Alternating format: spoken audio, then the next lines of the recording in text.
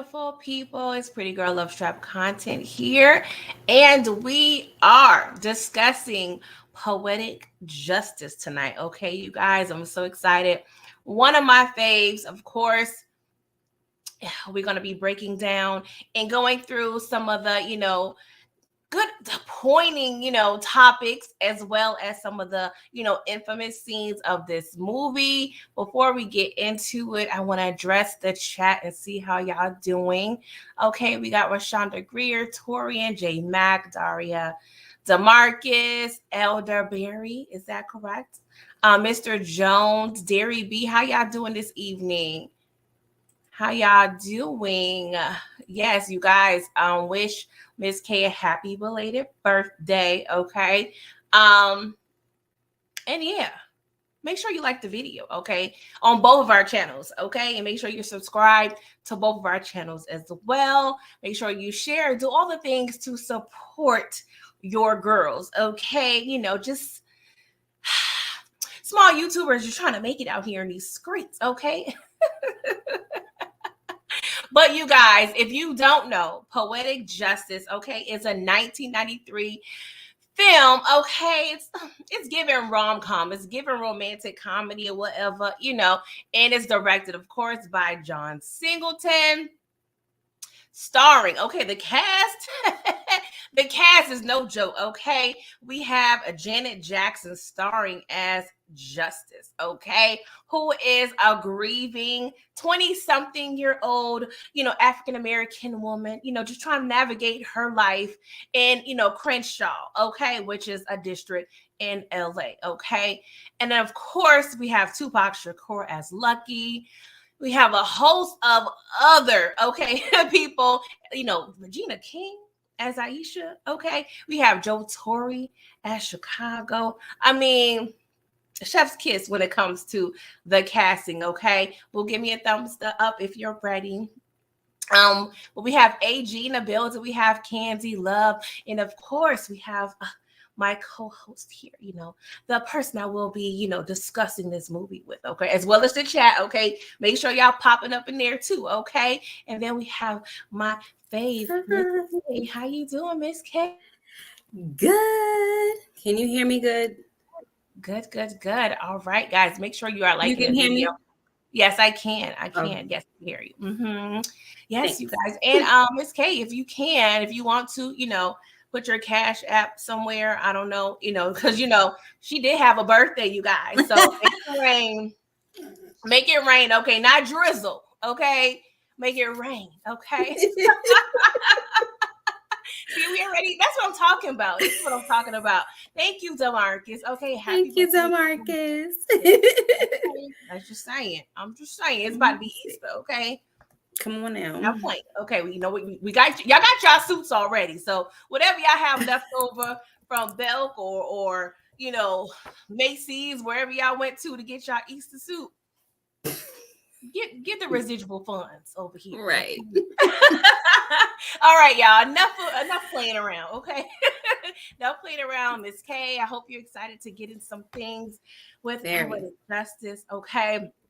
And I didn't realize it, but this is like we just missed the 30th anniversary of this movie. I found that out today. I was like, mind blown. Like, okay.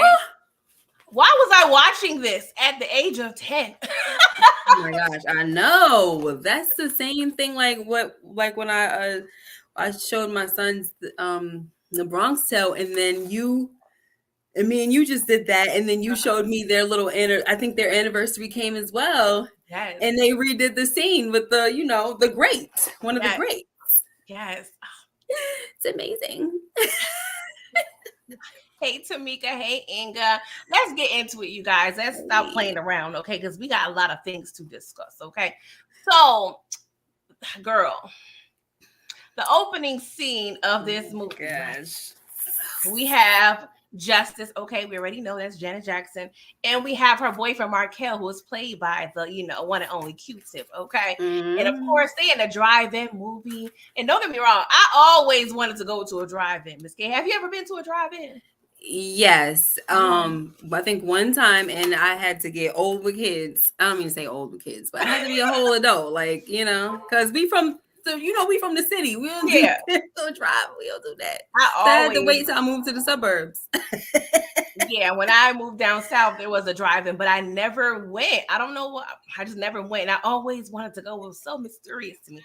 But anywho, people apparently at this drive-in don't give a god good darn about the movie, okay? Because Heck no. everybody is body rocking, knocking the boots, okay? The Oh my windows is gosh. fogged up. That's it. Everybody just want to get it in. Yes, yes. So Justice, her boo, they getting hot and heavy, but she look like she trying to play a little hard to get. She trying to watch the movie, okay?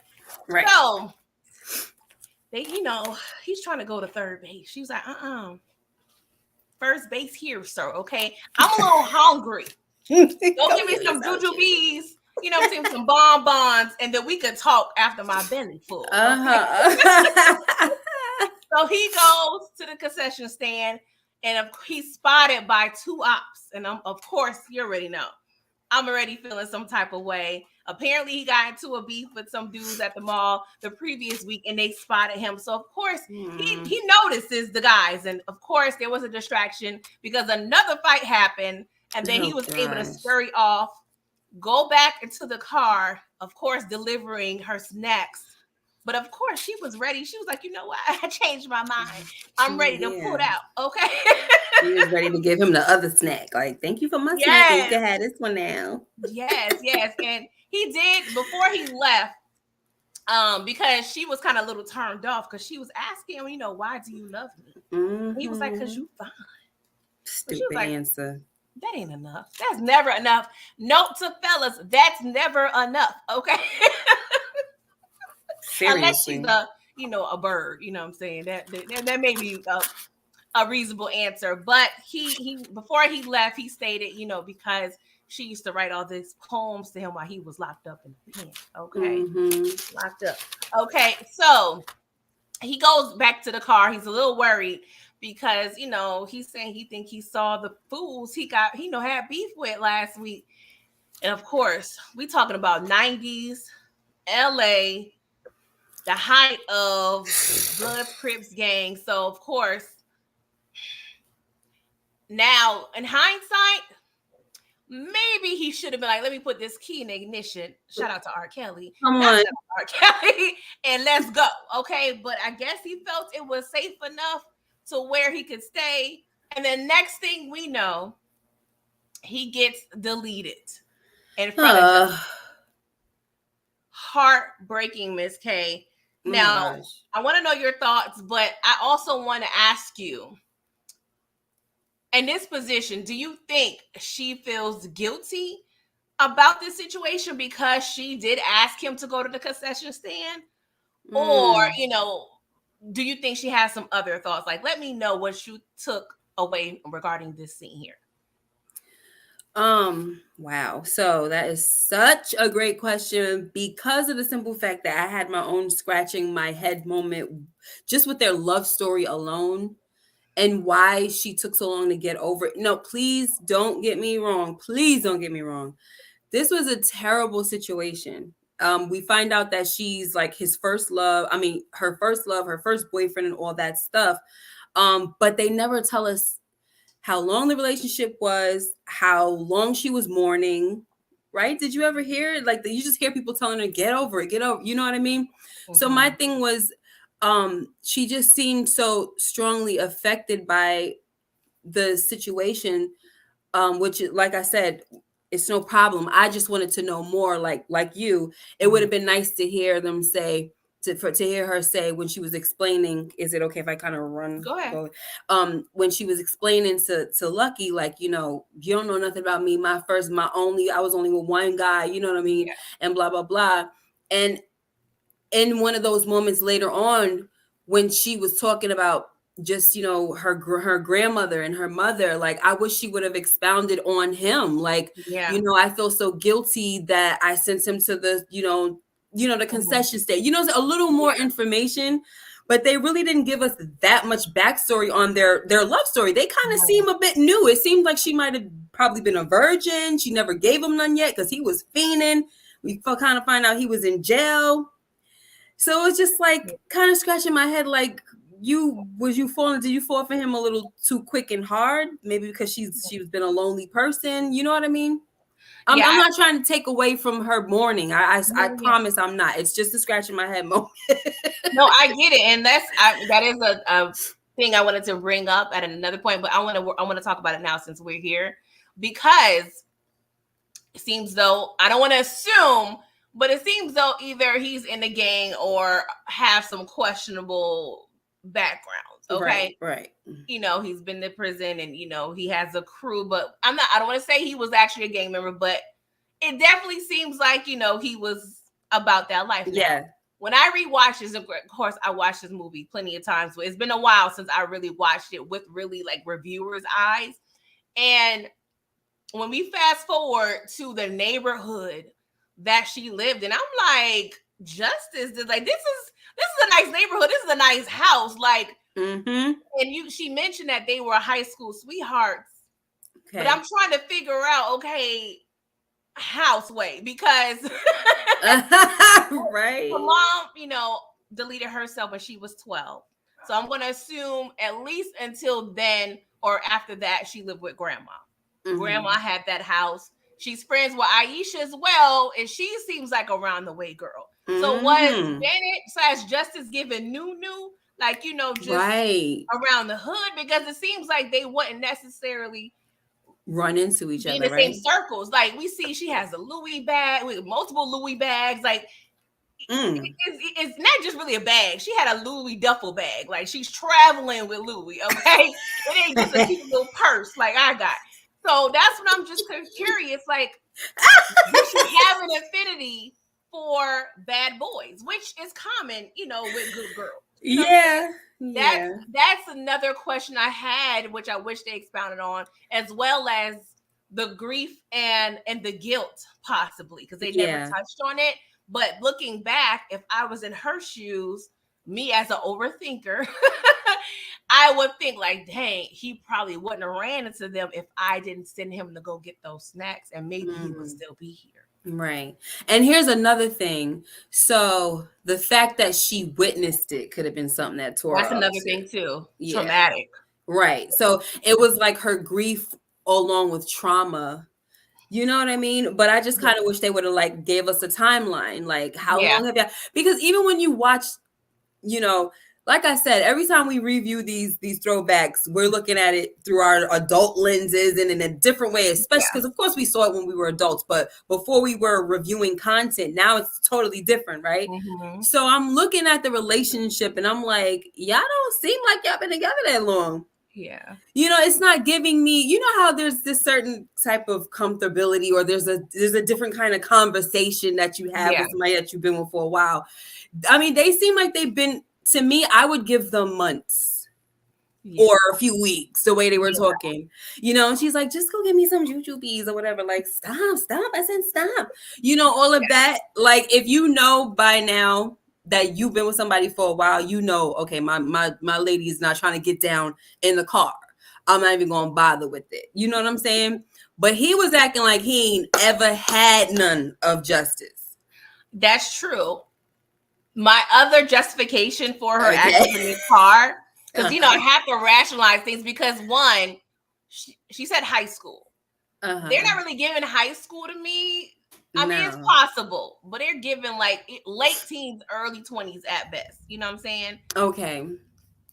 But maybe this can be her little, like, cat and mouse little thing. Maybe this is like, she likes to play, like, how people role play or just try to act, even though you've been together for a while. Yeah.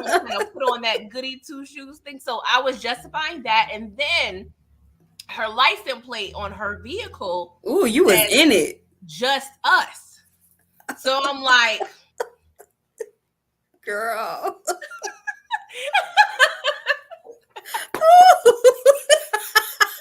So that's why I'm just like, oh my gosh, I didn't even see none of that. I'm so glad. Oh yes, thank you.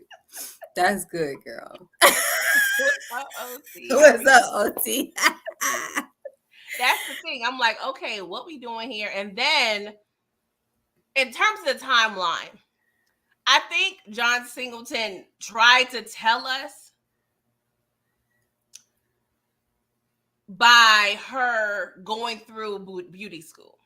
Like, if Okay. you know the time it takes to go to beauty school, I would say months. We see her going to class, Mm-hmm. traveling back and forth, and then we see her at a salon. So I'm Yes. thinking it's been at least a few months since that incident. That's To a what I year, took. maybe? Yeah, I'm not sure how long it takes to go through beauty school, I know, especially right? in Because night. around out here it's like a few months. I know one course was like, I think it was like 15 months, 15 to 18 months. I'm like, that's a long time to be at some daggone beauty That's true. school. That But is it's true. different places though. And we all know it takes longer to be in beauty school to actually be a policeman, but we ain't gonna go there. I just wanted to shout that out. You know what I'm saying? But you got to be certified in a lot of things longer than you are to actually be a cop. But I don't know Wow. why that just the Lord just spoke to me and just Yeah, told me come to on. tell you. But, Can I just say one go more ahead. thing? As you were saying, when it comes to Markel, him noticing, see, the thing that was sad too is that the one dude, the shooter, Ricky's killer, he said, that's him right there. That's him. He was just so like, oh, he was Thirsty. just, yes. And the other one was like, no, it's not. No, it's not. Trying to get his get. And I'm like, I just wish he would have went with that. Like, no, it's not. But then Markel definitely confirmed it. Like, I Yeah. just, saw the fools, blah, blah, blah. And like you said, why not put the key in the freaking ignition and get the heck out of Dodge? And like you said, for her to feel like it may have been her fault because she just didn't even listen to what he said. She was just like, Yeah. unzipping, and I'm like, girl, he just said Exactly. the dudes that he had some beef with, and his whole like countenance changed. Like you could tell Yeah. he was not even in the mood. Like you said, he was worried. It was like, come on now. Exactly. And then maybe the fact that she's not really quote unquote from the hood, she probably didn't think of even to have that sense of urgency. Yeah. You know what I'm saying? Because she's like, oh, just, a little scuffle you had at the Dairy Queen or whatever. You know what I'm saying? Right. You're probably not thinking about the severity of being, spotted by your ops. Mm-hmm. So yes. Um, Mm-hmm. But yes, you guys, let me see what Torian had to say. He said, and you also got to take into consideration, he saw her BFB deleted in front of her, and she was in beauty school at the time, or did she do beauty school in order to grieve? The way I perceived it is she decided to go to beauty school after, but I could be wrong. Right.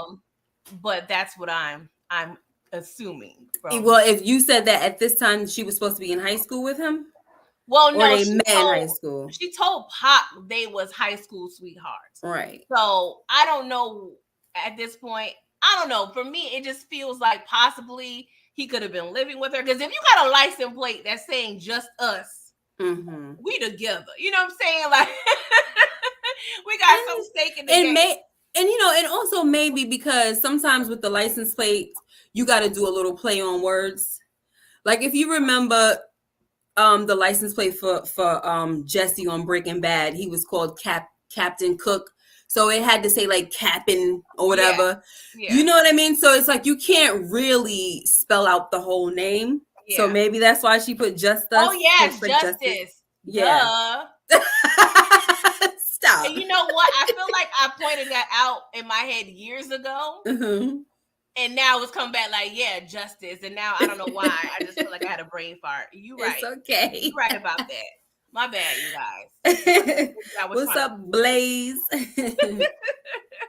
Thank you, Miss K, for pointing that out as well. It's all right. No problem. Because that's 7. You need 7 characters. Yeah, so, something like that. That would make sense. I think. I ain't never tried it, so I don't want nobody know my license plate like that. States are different. So yeah. It could have been Justice as well. I was thinking real deep, y'all. Girl, get in that bag. Get in that bag. I'm not under the influence of nothing. Okay. So let's move on, right? So as we stated, we go through these montage of scenes of her going through beauty school to and from, and then of course we see her pulling up, to the salon. And I have to note, she's wearing all black. They have, Alone, which is a poem that she's reciting, Yes. And then, we also just see her. And I love with John Singleton, he always made a point, regardless of the premise or the necessarily theme of the movie, he always made sure to spot a lens on almost every other issue that may be occurring at that time. So we do see a glimpse of the police, brutality or harassment. There was a scene where we saw a building burnt down. I believe that's to indicate the riots, from Rodney King of 92, because this is 93. So we do see that he also, make sure we get a little touch of something in his movies. Right. Just like in Boys in the Hood, we have Furious Styles talking about real estate and everything. So yes. I love John Singleton's, directing style. So we get introduced to the salon, okay? Then we got Miss Jessie, okay? Miss Boutte, that was on her license playing Miss Boutte. And Harley had none too. maybe for the 90s. Back in the 90s, yeah, she had enough for the 90s. Yeah, she had no BBL culture to compete with. Okay? That's right. So, we get introduced to Jessie, and then we have Haywood, and, we have the crew, okay, at the salon where Justice works at. And then we get introduced to the mailman, the postal worker. Lucky, aka Tupac, aka Lawrence is his full name. So of course, he sees her, and this statement, it bothers me, but I feel like I shouldn't take it too deep. But he was pretty much saying, like, why are you always so mad? You must ain't got no man because you never smile. And it's just annoying sometimes how people can really just assume your relationship status based on your mood. Like, why does a man or a relationship have to justify me being happy or not? Like, what are we doing here? Right. Very annoying.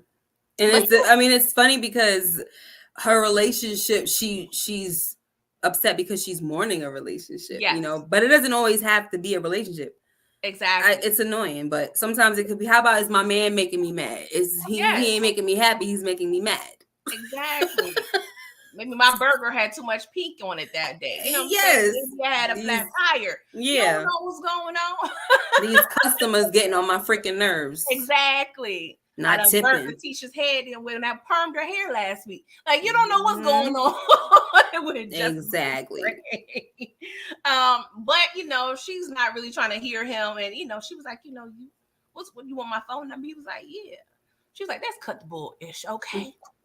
You want to smell my punani? I don't know why. That's like one of my favorite lines of this movie. Go ahead. Is one of the most disgusting scenes ever. When Jessie inserts herself, okay?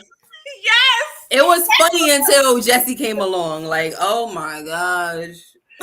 But that's one thing, right? So when Jessie comes over and she breathes on Tupac, because we know Jessie, she smokes cigarettes and she likes snacks that ain't the most favorable, okay? Because you had a little man go over there and get her some, I don't know, it wasn't Cheetos, but she had a little errand boy to get her some chips or what have you. But the mere fact, y'all try to be cute and just be funny, but I would be embarrassed if my breath felt some type of way. Like, wow. But she don't care. She's one of those. She do not. We're gonna get into Jessie a little more, but that was interesting, right? Yes. Can you speak of the speaking of the little errand boy? Did you notice the Easter egg that was the doughboy and she was actually the mother? Yes. I'm like, look at all these Boys in the Hood. Yes. All of these actors from Boys in the Hood showed up. The one with the pacifier in his mouth is in there. The shooter from he's in there. A lot of people are in here. So shout out to, that's one thing I do commend people like John Singleton and Spike Lee. They do recycle a lot of the characters and the actors, but I ain't mad at it. Okay, if they doing a good job, hire them. Okay? It's cool. It's cool. I like that. Like it's giving American Horror Story. Like, I know you don't watch it, but like you're just recycling the characters and it's a different storyline every season. So let's say that that's where they got the idea from. Shoot, Yeah, because that's true. American Horror Story is newer. But can I just say one thing about the poem that she was reciting, right? Yeah. Um, she was saying nobody but nobody can make it out here alone. And I was looking at it like, yes, she has this lonely life, it seems like, Yeah. right? It seems like the only time she really, and she just seems like she really, once we get out and she goes on a little trip, which I'm not going to talk about right now, but Hmm. it just shows that she really does have a lot of personality, but she's really stuck in this, Yeah. just, this shell, this lonely place. And when she's at work, she's cool with everybody, she's sociable, but she's really, it's almost like she's kind of dying on the inside. And No, for her yeah. to say nobody but nobody can make it out here alone, it's just like, so are you saying that you're nobody? You know what I mean? Like, do you feel like you have, and a poet, because she's a poet, so it's Yeah. kind of like nobody but nobody. So I guess I'm really nobody, because like, Yeah. what am I here for, really? I don't know. I was just looking kind of deep into that poem, like, No, girl. yeah. And another way I can possibly think of it as is she saying she's not making it thereby because she's alone. Like, you know what I'm Mhm. saying? Like maybe I'm struggling. I'm not making it like I need to because I am alone. Yeah, That's the good thing about poetry. Is so up to many different, it's art. So yeah, there's different right, interpretations you can take on it, right? yeah, And true. and also I think I wanted to mention this earlier. She's using heavy grieving with her boyfriend, right? But she also mentions later on in the movie with Pop that her grandmother died 2 years prior Mm-hmm. from this. So let's say, looking at the timeline, let's say it's been a year since Mark Hill. Markel passed.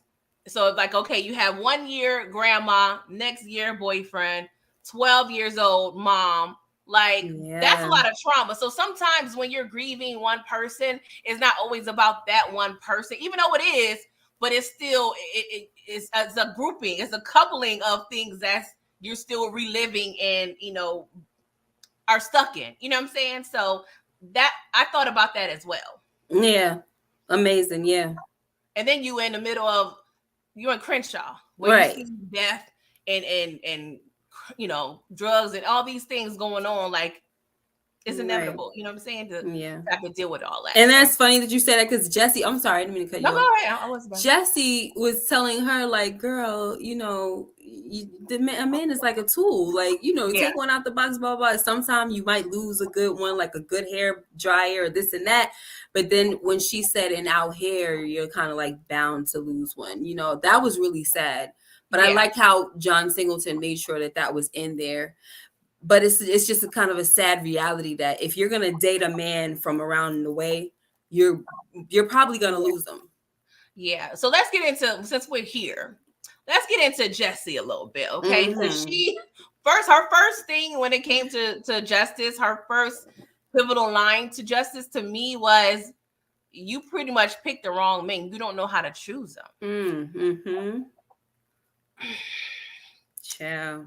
And this is the thing, we offer it by Jesse's point of view. I want to know your thoughts. Like, is she just a scorned woman because she's experienced and been through life with men, or is she just one of those just it is what it is? Like, because she's very, you could tell, like she is at a point where she said herself, "Love don't live here no more." Right. Yeah. And I'm like, why the heck? See, this is the thing that I was talking about. Why the heck should I listen to you?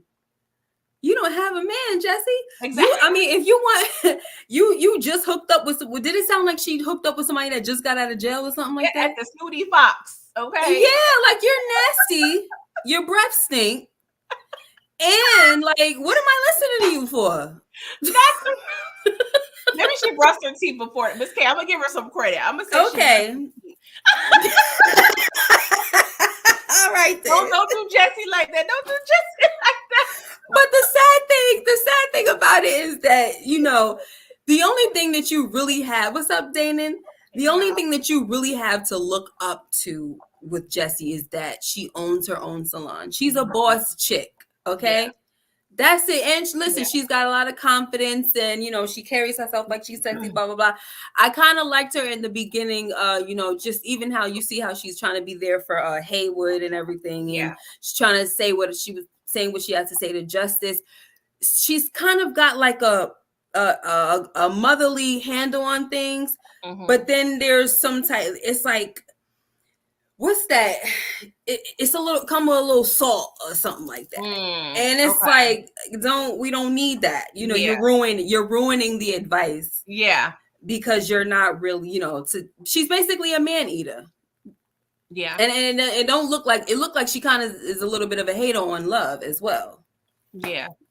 Yeah, that's the thing too. So, and it may be some truth in a sense to her saying she makes bad choices in men. Because honestly, when I first see Markel, he actually looks like he's a good dude, right? He seems like he's a good dude, not your typical, I feel like 93. I'm just saying roughneck. Okay. Right. But he's, of course, with this African American men at this time, sometimes you fall into that trap of having to link up and be a part of a gang, if you will. It may be truth that she may not know how to pick them. But honestly, the way these times were in the 90s in LA, he could have been Joe Schmo going to his 9 to 5 and get hit by a drive-by and still, you know what I'm saying? So it's like, I get it, Jesse, but still. Not really. This is kind of like where we in Baghdad, like, so you can't really be saying too much. Like this, where am I gonna go to get my men? Yeah. It's slim pickings. But the thing is, like you said, she lives in her grandmother's house. Like, girl, what we doing while we coming over here to Crenshaw and stuff like that. Thing, like, and maybe it's not too far. I feel a lot of women go through that bad boy phase. I went through it. Yeah, me too. We all go through that phase, and sometimes we have to learn the hard way. And or we either get tired and be like, you know what, I'm gonna try a nice guy. Yeah, I'm glad that I didn't have to go through like a boyfriend getting deleted or nothing like that, because I know I had one of my best friends who she now passed away. Her boyfriend got deleted in front of her as well. Yeah, I can't even imagine. Yeah, so sad. Yeah, it's sad. So let me ask you, Ms. K. Let me just jump right in, because this is like, it's a mystery to me, but not a mystery. Okay, I guess you would say, shout out to you on Sundays, scratching my head moment. Another one, please. Yes, please. Oh my gosh, please. So Haywood, he's a musician. I hope that's the correct terminology, since he is a male in the beauty field, right? I'm sure. So in the midst of this, scenes in the shop, he obviously is getting a phone call that's causing him to be distraught. Okay. Yeah. And Jessie, she's trying to console him. He's kind of in a place he doesn't know what to say. He's apparently, homosexual. So is this hinting that he received news that he is possibly HIV positive? Yes. Okay, I just want to make sure I'm not tripping or assuming. No, and see, here's the thing. My yes is not a definite. Okay, it's just that's where I'm going with it, because they didn't speak about it or anything. And my thing is, like you said, this is definitely a scratching my head moment. Why didn't they talk about it? Yeah.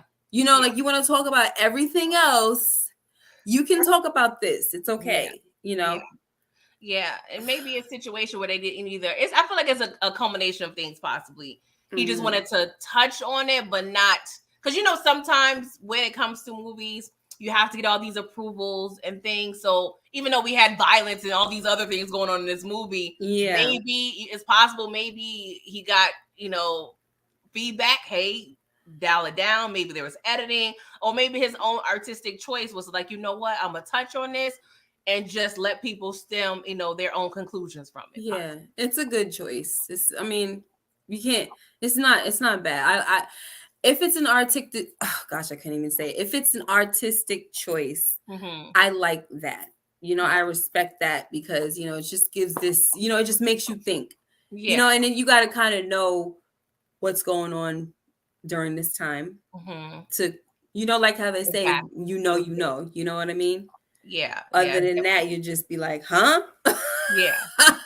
And I see it as one of those things, as how we made a note to show and illustrate that huge building that was burnt down, because I feel like that's the ode to the Rodney King. I just feel like it was another old, but it's better to either put this in there and him not. You know what I'm saying? So I appreciate what we got, but it's still, I must say, it's a little bit annoying that we didn't touch on it or verbally say something. But hey, I'm not going to critique it like in terms of that was a notch, but it's something I just would have liked. But Yeah. maybe we didn't want to make it too heavy, but still, we're still dealing with heavy things. So, anywho, I'm rambling at this point. No, you're good. So let's move on, right? Let's get into a little bit of Lucky, right? So Lucky, of course, he's a postal worker, and he goes to this home base, and we get introduced to Chicago. Mm-hmm. Now I'm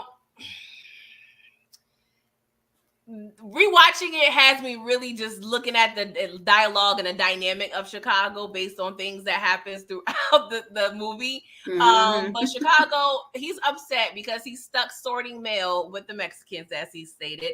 He's been passed up a couple of times for the postal position. So he's not really disgruntled per se, but I do see, he's dealing with some, what's the word I'm looking for? And maybe insecurities, possibly, Yeah. But, I was kind of looking at certain dynamics when it comes to this relationship between Pac and Lucky. I'm sorry, not Pac. Lucky and Chicago, okay? But Lucky in Chicago, they discuss a run they have to do. So apparently once in a blue moon, they have to transport mail from LA to Oakland. And, they're doing this again on this weekend. So now we know what a run is. And they plan on bringing yamps, okay, which is code or short for young tramps, okay? So Lucky is asking Chicago to hook them up with a yamp so they can have big fun at the Wretched, okay? If y'all don't know what that reference is, I'm sorry. My bad. But let me know your thoughts on this situation with Chicago and Lucky. So I guess we could say that a part of that song, can I get to the yeah. We know where that's from. I don't know where this jazz hands coming from, but it came, girl. I was praise them. Yeah. That sounds good, girl. I'm gonna have to put on my grocery list.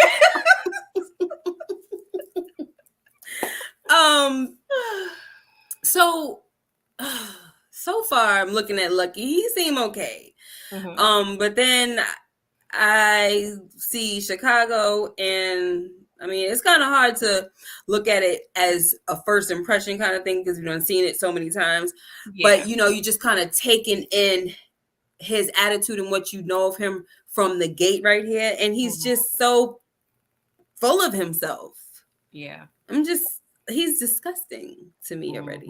He's just one of them dudes that I feel like you're lame, like you just think you all that, and you're not. Yeah. So so it's funny that you would say insecurities because I haven't really realized, like, I think maybe in the past few years, I'm starting to realize that a lot of men that are like that are actually insecure.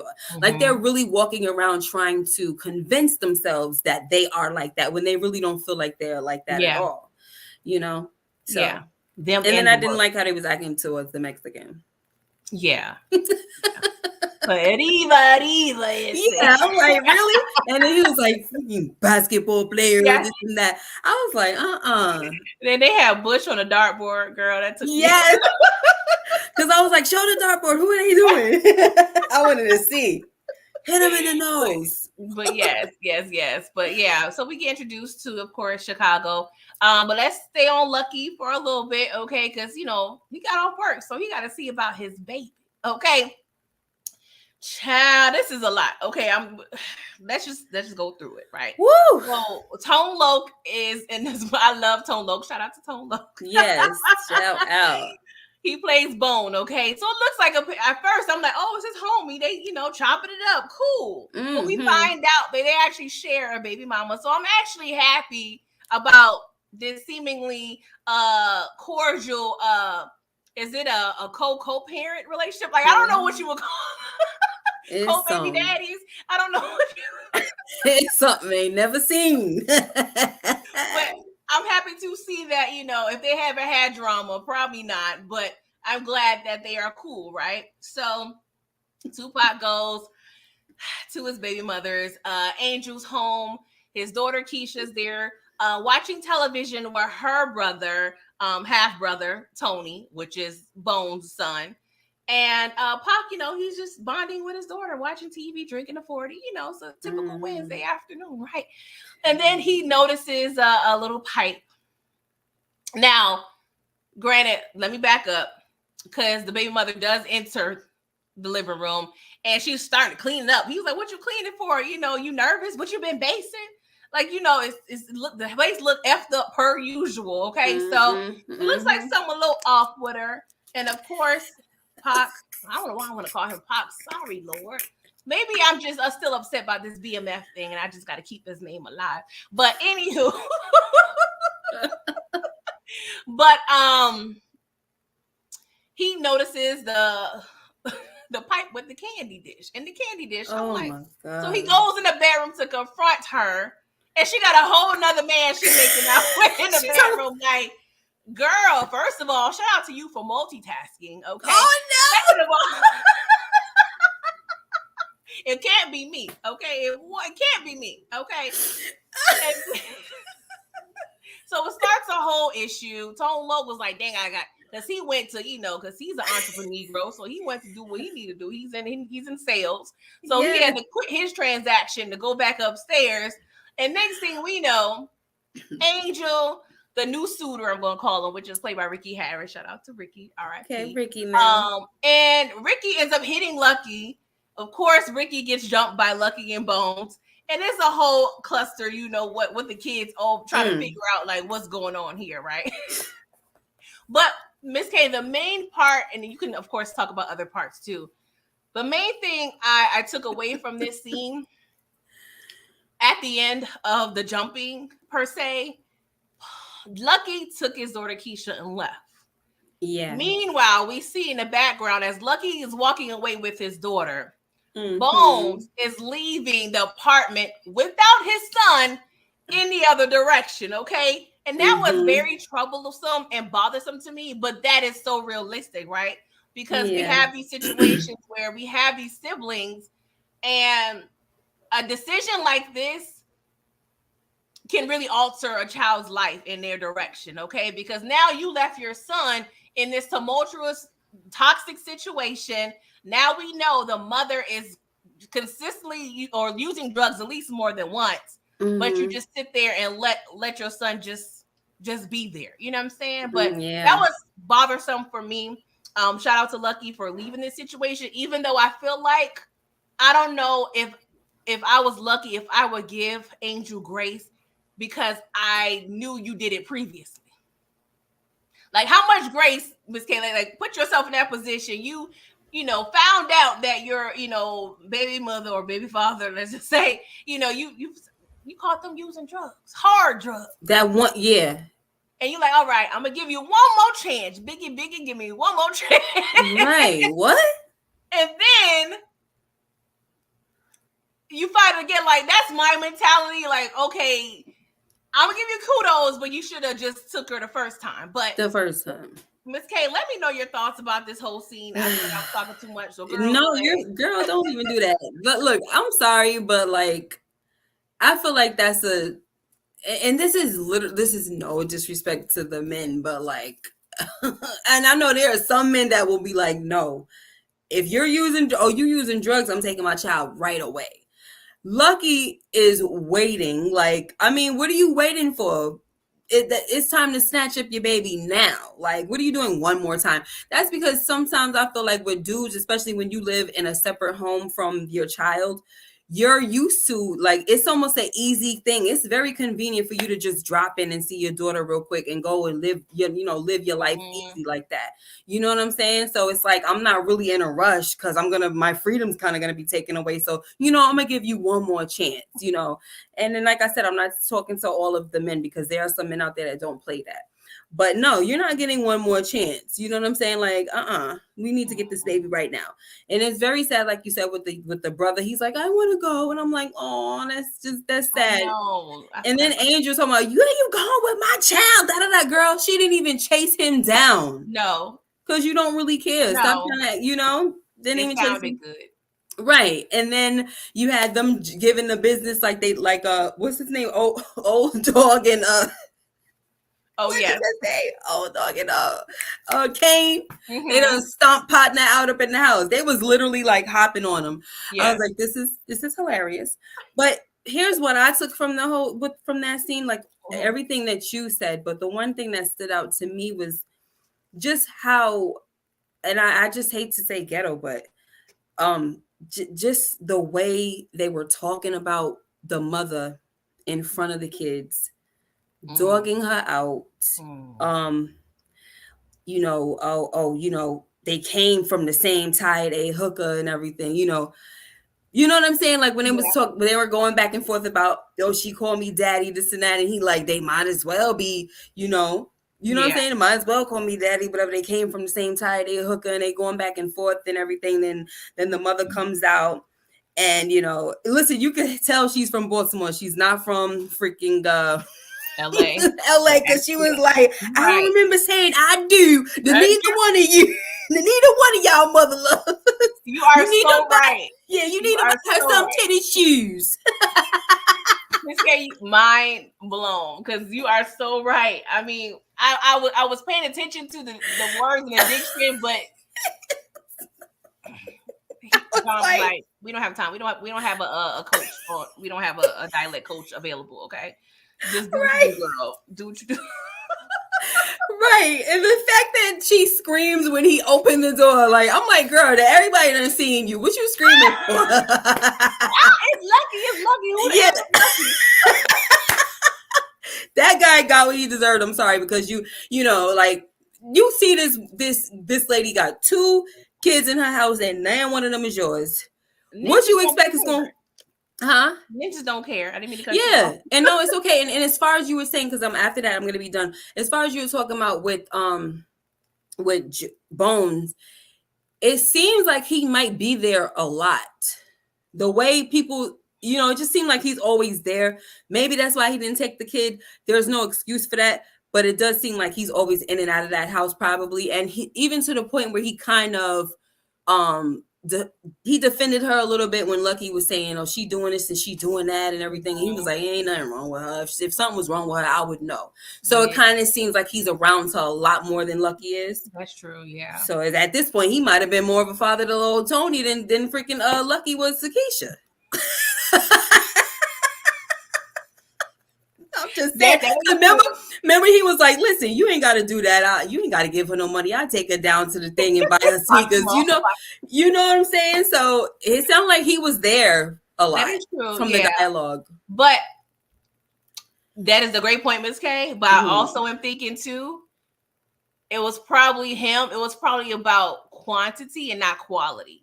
Oh yeah.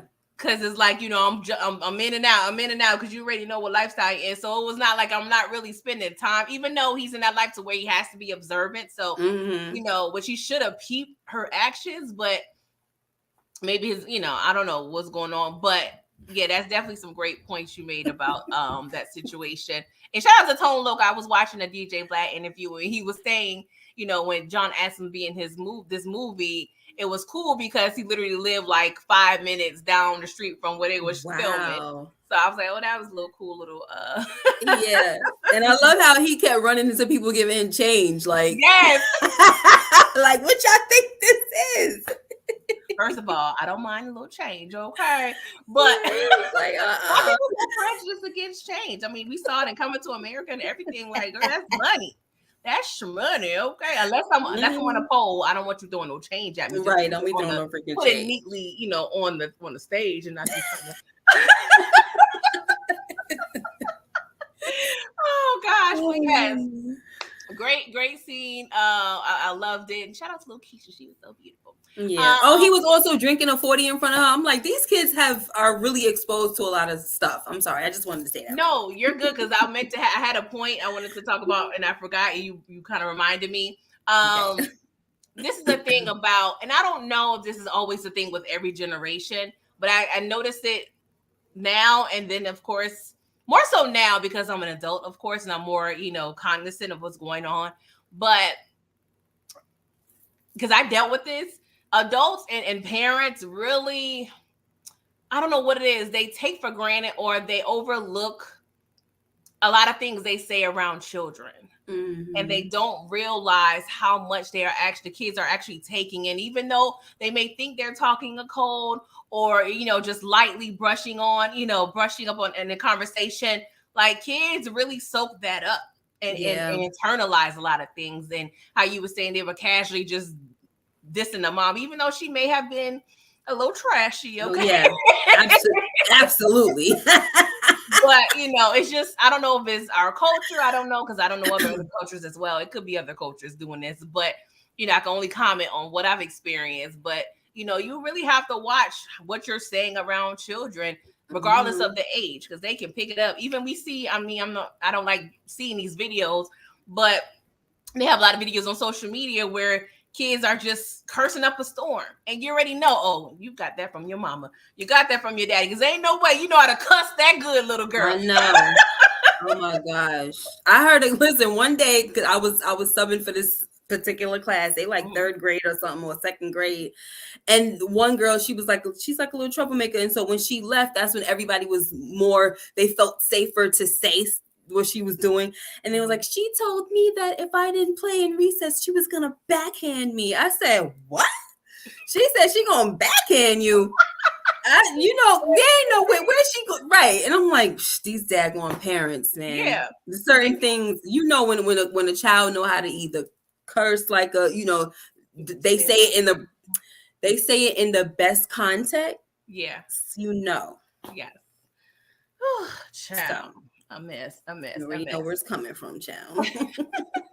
and shout out to Lucky. He does go home. We find out his mother is Jennifer Lewis, one of the most famous, TV mothers and movie mothers possible. Okay, and he mentioned, like, Keisha's going to be living with us from now on, and she made it very much clear, I'm not raising no more babies. Okay, so make sure you understand that, sir. And it's kind of funny because he was cursing and smoking cigarettes, but she was like, not in my house. But he was like, damn, I pay the bills here too. Shut the F up and put it out and shut the F up. Like, word. Give a daggone about that. What you talking about? But maybe it's me assuming, but I feel like they're, in terms of their dwelling or living arrangement, I feel like they live in a house, which is, of course, opposite of where Keisha was living and the baby mother. So, may not be as nice of a house or big as house as Justice, but he's removed from the hood on some level, maybe like one level up or something, because it seems as though his mom is a nurse, making decent income. He's helping. He has a decent job. So like in Craig neighborhood and stuff. Craig and Smokey. Yeah, and just quick note, how do you feel?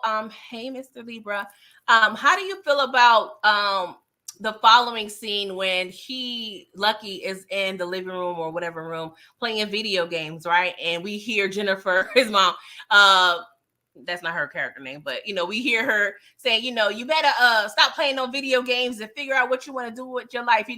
Life don't, she pretty much is, just for lack of a better word,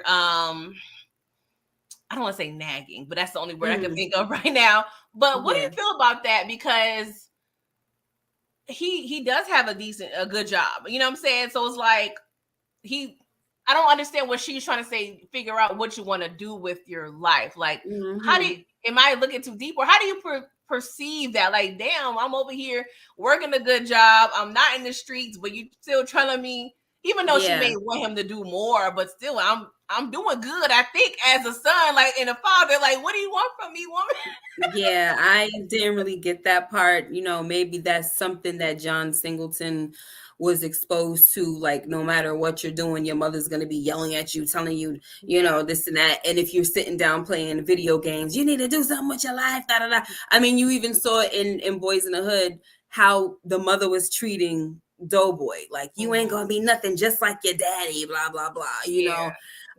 So I don't know, it's probably that single mother syndrome over there. I don't think it happens in, of course, every single, parent home or whatever with the moms, but maybe that's what he saw.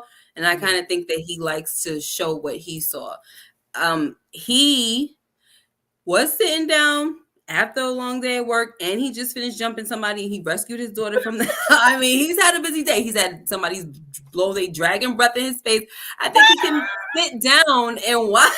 I mean, and play a little video game. Let him relax. Like, what's the point of me going out and working, staying off the streets and everything? And I'm in the union on top of that. Yeah. Another thing is, I don't like how they downplay the job of a postal worker. I mean, back in the day, I guess you didn't make a lot of money with that, but nowadays those are pretty much good jobs. Yeah. So it's so funny, like back in the day, like a bus driver was considered a bad job, and you know, a postal worker, but those are like the best jobs to have now.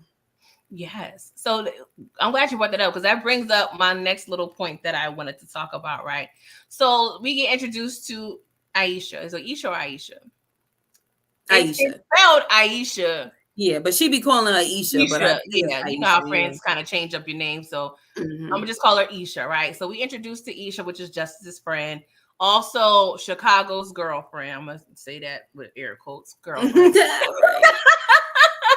But you know, Aisha, of course, she's getting her hair done by Justice, and they have a conversation, right?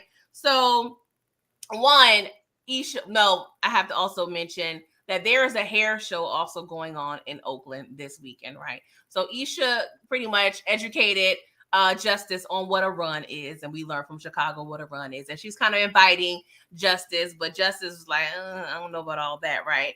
But what do you think about Justice? Pretty much her dialogue to Aisha was saying, like, what you doing with a mailman anyway? You like, they don't even make no money. Like, what you gonna do, mail your bills for free? So it was like she was giving like very much snobbish, elitist, you know, in terms of her attitude. But I'm like, is this what Justice feels about postal workers, or is this what she feels that her friend? Because you know how sometimes you could say something, but you don't really feel that way. But if you know your friend and you're kind of speaking from your friend's point of view, you understand? Because we see he's just very much materialistic. You know, she's childish in a way. Definitely on different mindsets when it comes to Justice. So I'm like, okay, do you feel that way, Justice? Which I do feel she kind of feels that way, but also, is she speaking for her friend in terms of what her friend may feel she wants in terms of, you know, a dude? That's a really good question, because I didn't think of it. I just was offended.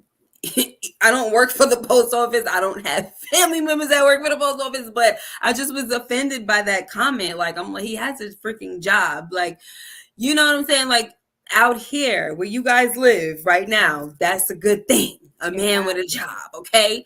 And he's also helping to pay bills. He's not like this little bump on a log in his mother's house, or a little couch potato just chilling, drinking 40s and not making, you know, his mother's working and he's just hanging outside with his freaking slippers on, walking around. You know what I'm saying?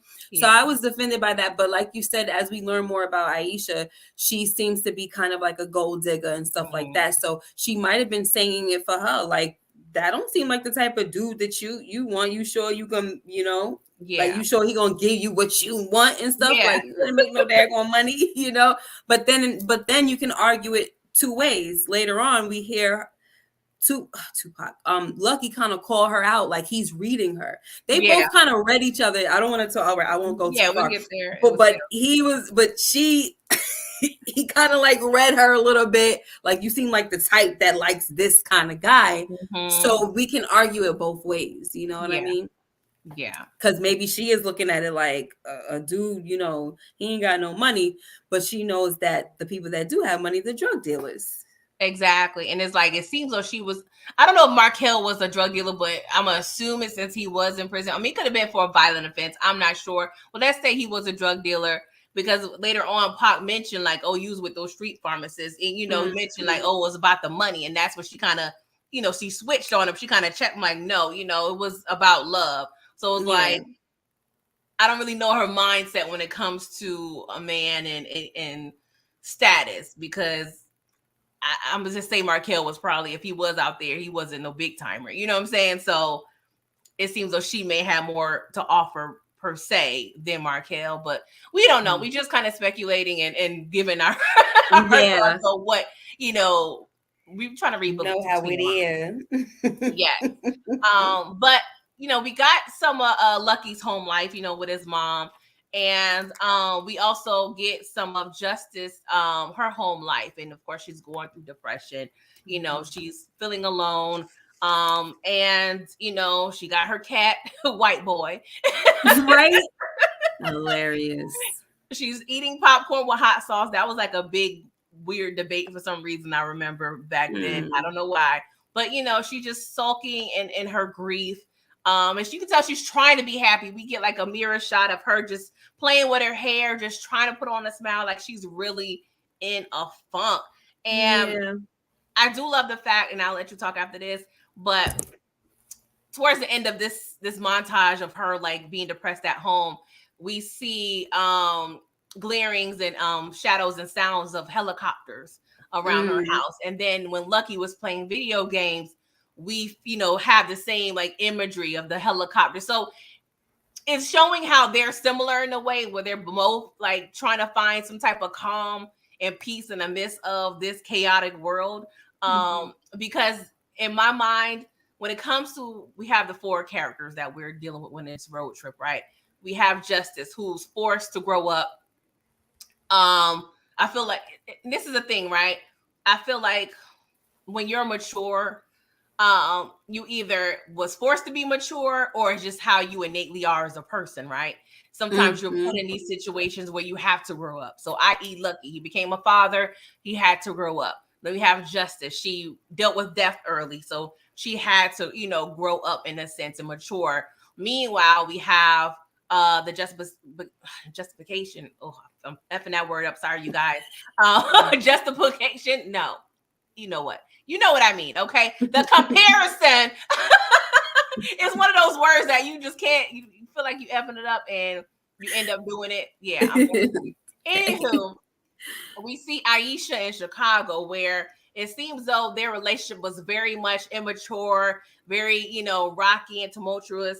And we can tell they don't really have, or we wasn't shown anything really traumatic or deep going in their life. I'm a pin that because we do see alcoholism in Aisha, but you just kind of see that the differences in the characters and what they're going to in terms of like their maturity level, in a sense, based on what we're showing, on what we see, in the movie, what have you. But like, what are your thoughts in terms of juxtaposition? Thank you, Kelly. That was. That's what you're trying to do. When it comes to words, I see all the letters, and then for some reason, yeah, whatever. And I promise. Or juxtapose. Yes, thank you. What were your questions? I'm sorry. Sorry, no, I was just your thoughts on like Justice and Lucky, and just if you notice or just want to say anything about the differences of what they're going through as young adults versus Lucky versus Chicago and Aisha.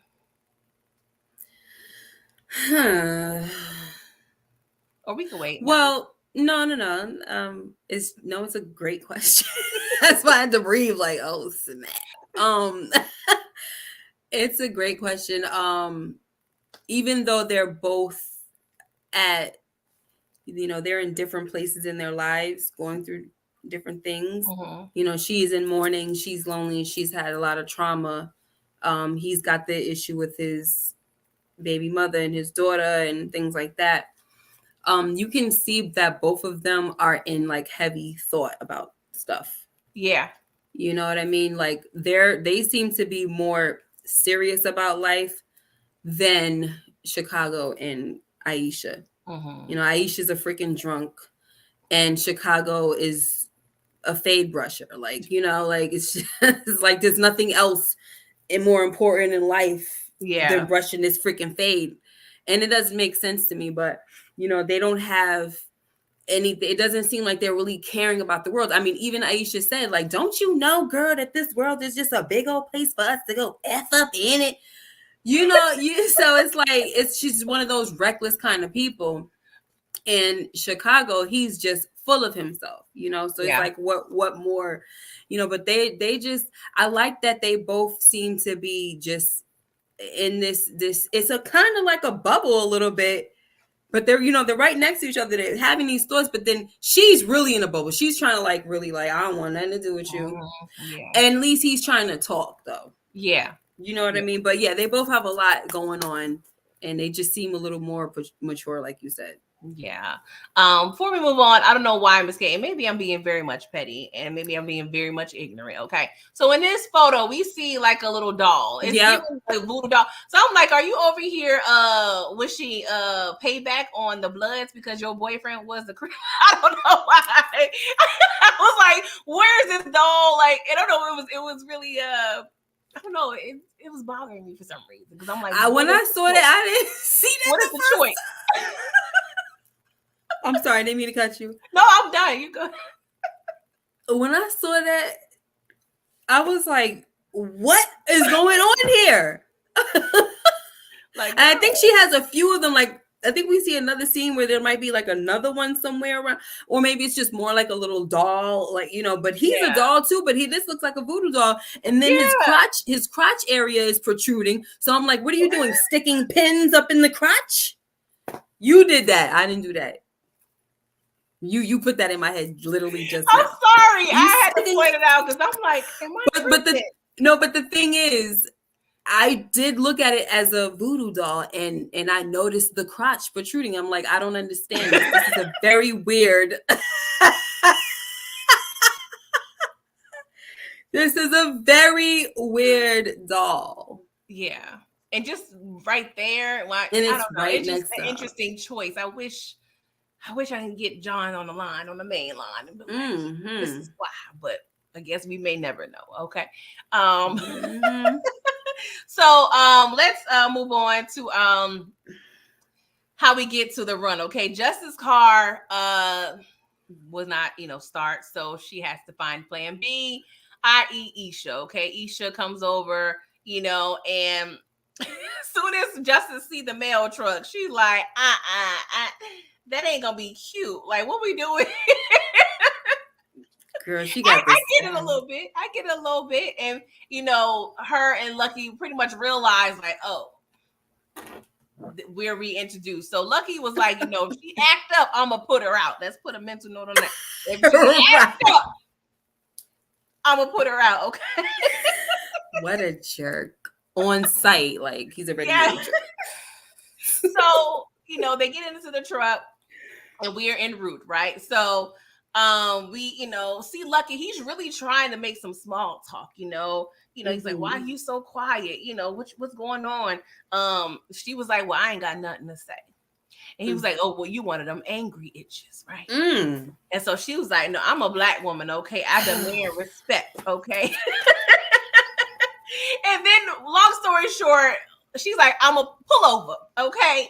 Pull over, I'm going to go ahead and walk. Mind you, we are in the middle of nowhere. So she took her nice Louis Vuitton bags, and next thing we see is her sweating in the desert. Tripping and whatnot. Because Aisha was in the back with Chicago because they doing, little interesting things in the back. And she like, hold up, where my homegirl at? So, of course, he had to go back and get her. I learned, Lucky, he has no qualms about leaving people in his mail truck. I gotta remember. What is wrong with you, Lucky? But we could tell, she's very proud and what have you. But girl, get back in this truck. Like how Spike Lee said, get on the bus, get on the truck. Like, what we do? Stop playing. Darn well that ain't gonna work out. What we doing? Like, Miss K, what do you got to say about this situation? I was like, oh my gosh. First of all, like, she was too mean. I've never been like mean like that. Well, maybe when I was a little younger, like if a boy liked me or something, I'd be like, shut up, ugly, or whatever. Like I was that, you're little. But as you get older, even if you don't like them, I still talk to them and be nice. She was just so rude. I don't know. She just was, and I'm like, for what? And he's saying you mean, but I mean, I just don't appreciate him calling her out of her name. And this is not just something that this is not out of character. He's very, very disrespectful towards women. Like as we go along in this movie, like it's all in his dialogue.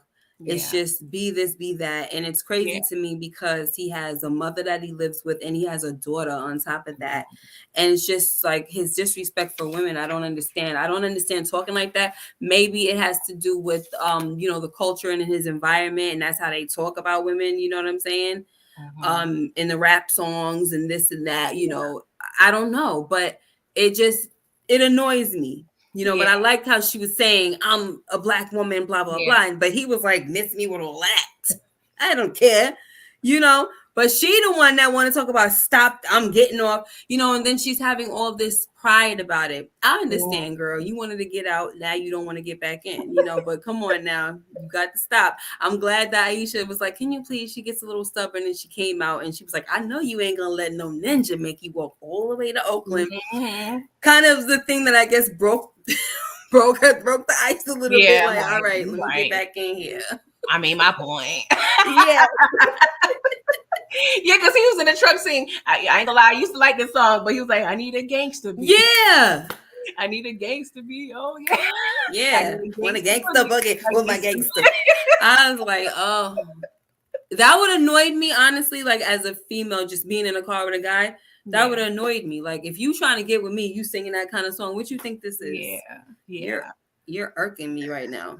Yeah. But You're yeah, not doing good. Isha was like, he was, just act like that because he like you. And I'm like, Mm-hmm. I don't know. It's a couple of things. I don't want to get into a whole nother rant, but I did question myself. Yeah. Would she be like this if they didn't have a history per se? If they never met, would she be such a rude person? Maybe not, because she is elitist in a way, but I'm just curious if their history, of meeting prior, did that affect how she's behaving at this point? So I don't know. I Yeah. just ask myself I that. think that it's possible, but the way she was treating him in the shop, she Yeah. mean. Yeah. He says it. So it's clear that he comes in there all the time and she's mean all the time. She's Yeah. even like going like this, slapping the daggone, like what you slapping his nail down for? Like, What that fan do to you? I'm like, yeah. Like, hurry up But and you get you know out my. what? She's en route at this point to be another Jessie, because we see she's hurt, she's scorned, she's shut off, she has a wall up, she's a beat in a sense. You know what I'm saying? Right. So she's en route, like I said, 10 years from now, if this love story didn't happen, she'll probably be over here with like Jessie. Mm-hmm. All black to her shop, black walls, black everything, all black everything. That's crazy. Oh gosh. Oh gosh. So okay, let's move on. Now, let me just note, right? Because me watching this, I'm really just having a whole nother lens, right? Uh-huh. Keep a note. We are going from LA to Oakland. Right.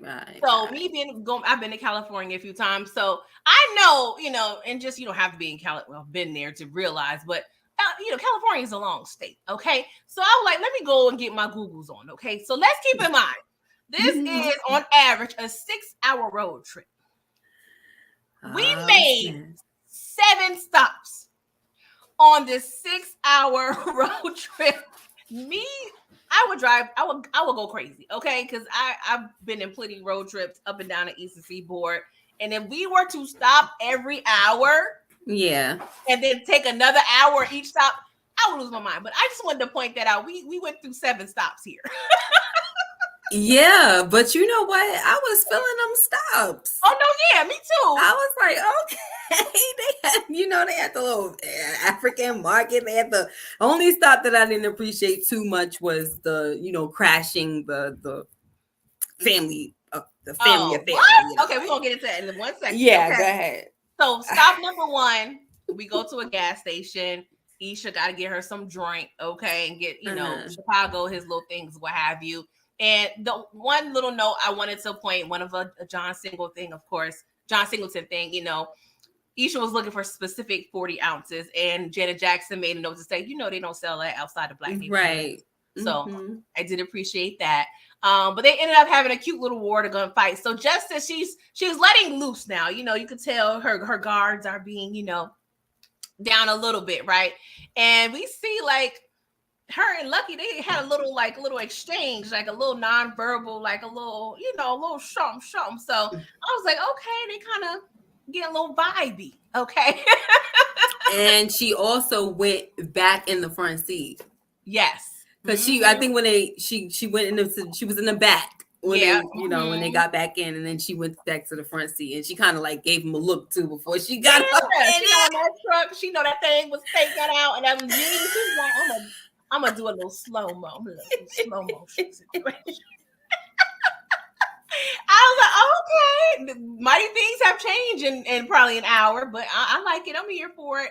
So they smell some barbecue, and then hence stop number 2. Okay, and so we crash this family reunion, which is probably one of the most iconic parts of this movie. Okay, the Johnson family reunion. And of course, as soon as we get off the truck, off rip, we introduce with Cousin Pete. Don't say it, cousin. Okay, the S is silent. Okay, Cousin Pete. Because everybody else was kind of apprehensive about this whole situation, but Lucky was like, "Nah, we black, we all family." Okay, yes. Please note. Okay. But it was just so hilarious because a lot of little lines in here was just cracking me up because Lucky is trying to convince Cousin Pete that he's family. He was like, I ain't see you since I don't know when. Right, never. Little Lucky. Yeah. Little Lucky. Stupid so. Oh, gosh. No, but it's definitely iconic. And I'm not going to say I didn't like the scene. I'm talking about for me, I couldn't do this. I feel comfortable. Yeah. But it was. Me either. Yeah, but that's why I like seeing them do it because I don't have I don't have the guts. I don't have the guts. I'll be too worried out. I'm gonna get caught up. Okay. But Lucky and Justice, they have dialogue, and he kind of delve into her love life, and that's when we kind of learn more about her situation with Markel. They've been high school sweethearts, yada yada yada.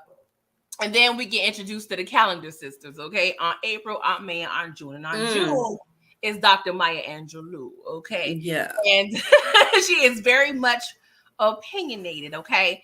And then we have Aisha in Chicago. They sit at the same table with the Calendar sisters. And Aisha lies, says they're married. Of course, Chicago and Aisha leave the table. And we peep Aisha kind of flirting or having, a little something with another man. Mm-hmm. And of course, Aunt June was like, she ain't a bit more married than a man on the moon, okay? Right. Okay.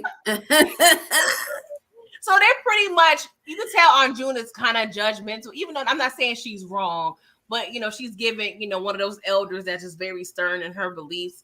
And, we see Aunt May, I believe, she was like, she just young. But Aunt June was like, no, she's loose. Okay. And Maya was like, she's loose. Okay. And keep it real. Keep it real. We did get a glimpse of Aunt June, Maya Angelou. She had like a mini monologue per se, talking about just kids not being responsible for their own lives and how they should be. And then, Chicago peeps the situation with Aisha and the other dude. He have a little scuffle with the dude and they end up leaving. But I just want to know your take on this whole situation at the Johnson family reunion. I think it's pretty cool when they were, when I say they, I'm talking about Lucky and Justice. You kind of see her with the baby, how she was like, oh, this baby, she was just so like, can I hold her? I like seeing that, and then like, I mean, I was just honestly so, I don't want to say mesmerized, but I was just looking like, oh my gosh, Janet Jackson is just so beautiful in this freaking movie. Yes. Oh my gosh. And it's definitely an iconic role, especially because her style and, the hats and the, whatever. But, and then she's got she's doing the thing with the thread. And we used to do that when we was, younger. And then also this is when they were kind of reading each other. Remember, like, you look like the type that got a kid. And he's like, you look like the type that dates. You know what I mean? Yeah. And that's what she kind of said. You getting too daggone personal and I only had whatever. But when when Justice was sitting there talking to the kids, the crazy thing is she gonna tell him she don't even like kids, but she over there going to the baby. She's sitting around the little girls and they're playing with her hair. Like, why are you over here lying, girl? Yeah. But the thing that I wanted to say is that as Aunt June is talking, they're talking about Aisha, who claims she's married, got the nerve to be over there talking to some guy. Justice clearly she has to be in earshot because she can hear them talking about her. She goes over there, and the way she was gripping up Aisha, I'm like, girl, I'm sorry, but you and me, friend, we might have to fight a little bit because you kind of doing a little bit too much over here. Yes. And Chicago. He was all in Chicago too. Yeah, I'm like, girl, you keep on. Come on, Aisha. I'm like, girl. I'm like, Justice. We cool, right? Yeah, girl, you need to back up. I know we friends. Like, y'all ain't married for real. But it was a way that she kept yoking Aisha up, pulling her from her, pulling her collar, pulling her shirt. I was like, girl, that's a lot. But anyway, and Cousin P said, oh, something going that look like I'm gonna have to get in this. Cousin P was in everybody's business, okay? Cousin P. He was a little problematic, but he was funny nonetheless. It's a good thing they met him because they was able to just mingle freely, okay? Exactly.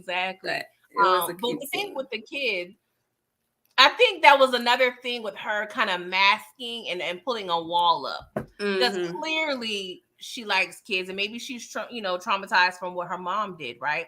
But yeah, she was lying, probably more so to herself than Lucky. You know what I'm saying? Because how you try to convince yourself that you're against something, even though you really aren't, because she's living life alone. Like, she probably don't even want to experience a man, let alone a baby, and it won't even let herself be opened up to that fact. Exactly. So she definitely was lying, but it was to herself and Lucky.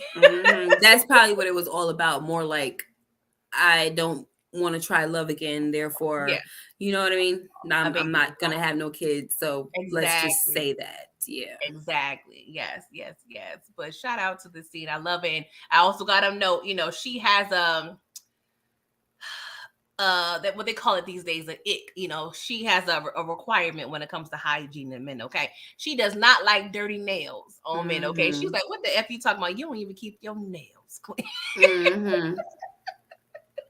Miss K, what is your number one thing, like number one, like pet peeve or thing, like a man has to have, where you like, that got to be a check, like I can't, that's the number one. If you got this, I can't rock with you. Like, oh my gosh, the situation that we saw with Jesse, like the dragon situation, we can't have that. The breath. No. Yeah, like yeah, because kissing is important to me. And we can't have that. Breath. I want to say nice teeth. Oh yeah, and teeth. But it don't have to be perfect teeth. It just has to look like you at least maintain and care about your teeth. Because I don't have a perfect set of teeth, so I'm gonna require you to have a perfect set of teeth. It's nice, but just make it look like you washed it in the past. I don't want that grip and grind. Like, I don't want to let you have on fronts and gold teeth and you really don't. Like, and they're not yellow and stuff, and and like AG said, bad breath and body odor. Like, you got to smell good. Yes. Oh my gosh, smell good. You ain't got no boogers coming out your nose, like, things like that. I'm scared to be out here, y'all. That's why I'm like, Lord, just send me. I'm sure it's ghetto. Nobody. What? What are you talking about out here? Outside, okay. Right. Help me, Lord. Oh gosh, but we have faith, okay. Anything else you wanted to say about this crashing of family reunion? No, just to Aisha, we about to get into her drunkenness, right? Oh yeah, we about to get into that, Okay. and Lucky making sure he had a extra plate to be on. I'm like, how? But how though? When you was, trying, you needed your hands to kind of help. You know what I mean? Like Yeah, stop the fight or whatever. yeah, it was a lot. It was a lot. Oh, here's one thing I like to say. I like the fact that this was kind of like this is why I liked all the stops, because everything was like a breath of fresh air for them, right? There was no like they're so used, like Lucky said, I've never been in a place with a bunch of black people and there was no fighting. Mm-hmm. The only fight you saw was little kids, you know what I mean? And Exactly. that's it. And so I like that for them. Mm-hmm. It's sad that they have to, like you said, you hear the helicopters and everything while she was, lonely. It's sad that Mm-hmm. they have to deal with that kind of environment. So I'm Yeah. like, this is nice for them. Yeah. Yeah. It's another. I do want to touch on that a little later, but yes, you are right about that.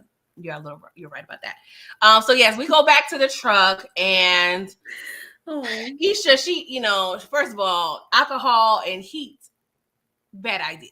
Okay. And then motion. That's a recipe for disaster. But yes, Aisha had drunk a little too many, too many ounces out of the 40. Okay. Well, it wasn't a remember whole she had 40. she had to get the hard liquor. Yeah, because they didn't have the foot. It was a 2020. It was something, right? I want to say Mad Dog 2020, but I could be wrong. Probably. It was old. It was something, but it was white. I know that much. Yeah, and a white liquor that don't very well. So at this point, she is, drunk. Her in Chicago back there arguing. And he said, why you always got to act up everywhere we go. So that lets us know this is not a one-time occurrence. This happens at least several times. Okay. So they, Justice, have him stop the truck so she can talk to her. And so it's not funny, but Justice, she a little rough with her friend, but she was like, why you always got to act like an alcoholic me? You know what I'm saying? That's why, she pretty much said that's why we don't go nowhere, because you don't know how to act, in public or what have you. You don't know how to conduct yourself, just like my damn mama, she pretty much said. So this was interesting to me in their relationship, because one, this is the first time it seems like Aisha knows about Justice's mom and alcoholism. And that it was also a little triggering to me, because I've had situations where I had to stop hanging out with certain people because I got tired of babysitting. I never got paid for, for babysitting a grown ass woman. And that's a big turn off for me in a friendship. Don't get me wrong. If it's your birthday, because I ain't gonna lie, I've been the friend. I was doing a little too much on my birthday. So I've been there once, I can recall. But if it's like an everyday thing, or every time we go out and you can't handle your liquor and you embarrassing me and I gotta hold you up, like that's too much. That's too much. Okay. And it's embarrassing. Okay. Yeah, so, absolutely. I understood the Justice situation, but we're touching on a little bit of alcoholism. And she's very young, doing this, and we already saw how she was over there drinking Doughboys liquor and Boys in the Hood. So, that it's not funny, but it was just interesting. But like, what do you feel about this whole dynamic of, them going through this and Justice revealing a lot of truth at this moment?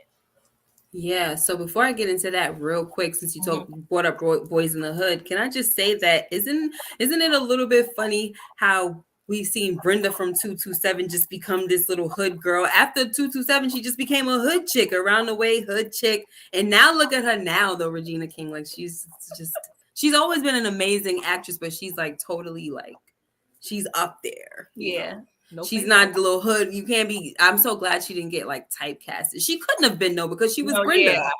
Yeah. But the whole alcohol thing, I'm kind of tired of at this point. Like, I think I'm an open book. Like, I'm not afraid to like tell people, what's going on. But like, there's just sometimes just like, all right, no, we closing the book a little bit. But this definitely was something that it hit home, and there was some triggering stuff going on. And so it wasn't easy to watch. And being with people or around people that have addictions it's traumatic, and it's very anxiety inducing. Your peace is so disturbed, it's not even funny. Like people don't like, unless you live it, you don't realize that the people that are around you are affected, like highly affected. Yeah. You know what I'm saying? So for her, when she said that's why I'll never go nowhere with you, because you heard her saying you never want to go nowhere, this and that. Now she's saying this is why. And not only that, it's so much of a problem that even Lucky was saying you need to let her, that drunk hoe, go and all of this stuff. She's obviously always freaking drinking. Yeah. And she warned her. She was like, you're gonna, like, please don't do this, because I don't like when you start acting up. I don't like how you start acting when you're drinking. And on top of that, this would have pissed me off if I was Justice, because here it is, I'm going on this run because of you, and you about to get out of your character. So you basically, you're gonna leave me hanging with this dude that I don't even know like that. Yes. I was going to get to that. Yeah, I'll probably be done with her after this. Yeah, I was definitely going to touch on that as well. It's like, okay, I'm kind of a, extra person on this trip, and you're the link to this whole situation. So suppose Lucky and Chicago wasn't stand-up dudes. I mean, they problematic in their own ways, but suppose they was real grimy on some like junior type stuff and the player stuff. Like, we don't, anything could have happened. You drunk, I'm over here, trying to live my best life, just trying to get to the hair show, and you not being responsible enough. Like, you're not reading the room. But we already know, she said the world is, pretty much to F it up. That's the purpose of us being in this world. So she don't give a goddamn. Not at all. Over here throwing up and stuff. But yeah, this was interesting. So I watching this made me really think about how their lives ended up after this movie. I don't know why I do that, but like, suppose, we had a, continuation of this. Not saying we needed like a part 2 or anything, but I just think about where the characters would be. Right. That would be interesting. Yeah. So let's now stop number 3, you guys. Okay. So stop number 4. Stopping. And I also want to know, it seems though she tried to, make up with Chicago a little bit, but he seemed kind of over it. And then also at this point, I want to touch on Lucky has a cousin, Khalil, who's also in Oakland. That's Khalil, yeah. Khalil. And, Lucky is listening to Khalil's music, right? And so Justice is like, oh, that's kind of dope. Like, that's what the kids say, fire these days, right? And Chicago is secure behind talking about, it ain't that good. It ain't that dope. You know what I'm saying? And Lucky was like, yo, what are you doing? What? I can dress. Like, what? Right. That's what I'm saying. You're so annoying. What does that have to do with anything? And, Lucky was like, dang, we always got to put each other down. Like, what's up? And it's funny because Lucky he tried to diss Chicago in his job. But he was like, you work there too. But he's like, but I'm in the union. And then you see Justice looking at them back and forth like, she's like, I thought y'all was friends. And touching on that, right? Because this was a thought, and I wanted your opinion. And don't get me wrong, throughout the years, I've been blessed to grab a friend from a job or two. You can't really befriend everybody at your job, but you end up meeting that one person where y'all, even though y'all may have left that job, y'all continue to be friends. Because I have friends I've been friends with for 10, 15 years that I met through jobs, right? So throughout this movie, or, hindsight, do you feel Chicago and Lucky are friends or just cool ass co-workers at this? I mean, based on what we see in this movie.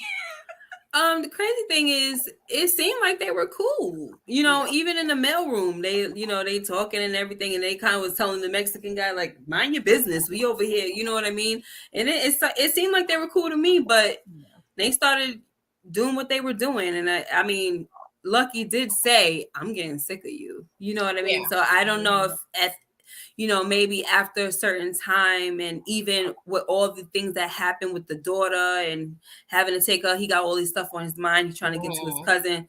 And you can see that he has like other plans with his life. Like he wants to get into the music and all of that. So maybe, that was a sensitive subject for him. Yeah. Like talking about my cousin and his music and stuff, something that he's very passionate about as well. So exactly. And I think that sometimes people can just show you one time, like especially like if you're supposed to be my friend, you shouldn't be saying no hate and stuff like that coming out. Like what's up? You know how you could be friends with somebody and they say that one thing and you be like, what? They always stick with you. Yeah. Yeah, you be like, I don't know if I'm gonna be messing with you after that, because where that come from? Yeah, I've had situations like that, especially, just me who I am. That one thing, even though we'll continue to be friends, that one thing's still in the back of my head for some reason. Like, it's either a mental note or just something that just seemed out of character for you, or seemed like a prerequisite for some BS that may be, in store for. Like, I don't know. You have to watch certain things. Maybe I just pay attention to detail too much, but that's kind of a thing that I deal with. But lucky nipped it in the bud though. I'm sorry, what did you say? I said lucky nipped it in the bud though. Like, that's the problem with niggas now. You always gotta be hating on somebody that's trying to do something. And it kind of also showed a little bit of, like you were saying, how Chicago is insecure. Because you ain't got nothing else going for yourself. So I could dress. You look stupid, Chicago. Yeah. My daughter came down while I was watching it in midway, and she was like, how you keep brushing his hair? And he's ugly and all this. I was like, oh my gosh, don't do Guy Tori like that. I do like Guy Tori, but he was doing the most in this role. It's Joe Tori, Guy the brother, right? This Joe Tori. Is this Joe? Yeah, you're right. Joe. This is Joe. Sorry about that. I like Guy Tori too, though. Yeah, Guy is the younger brother, right?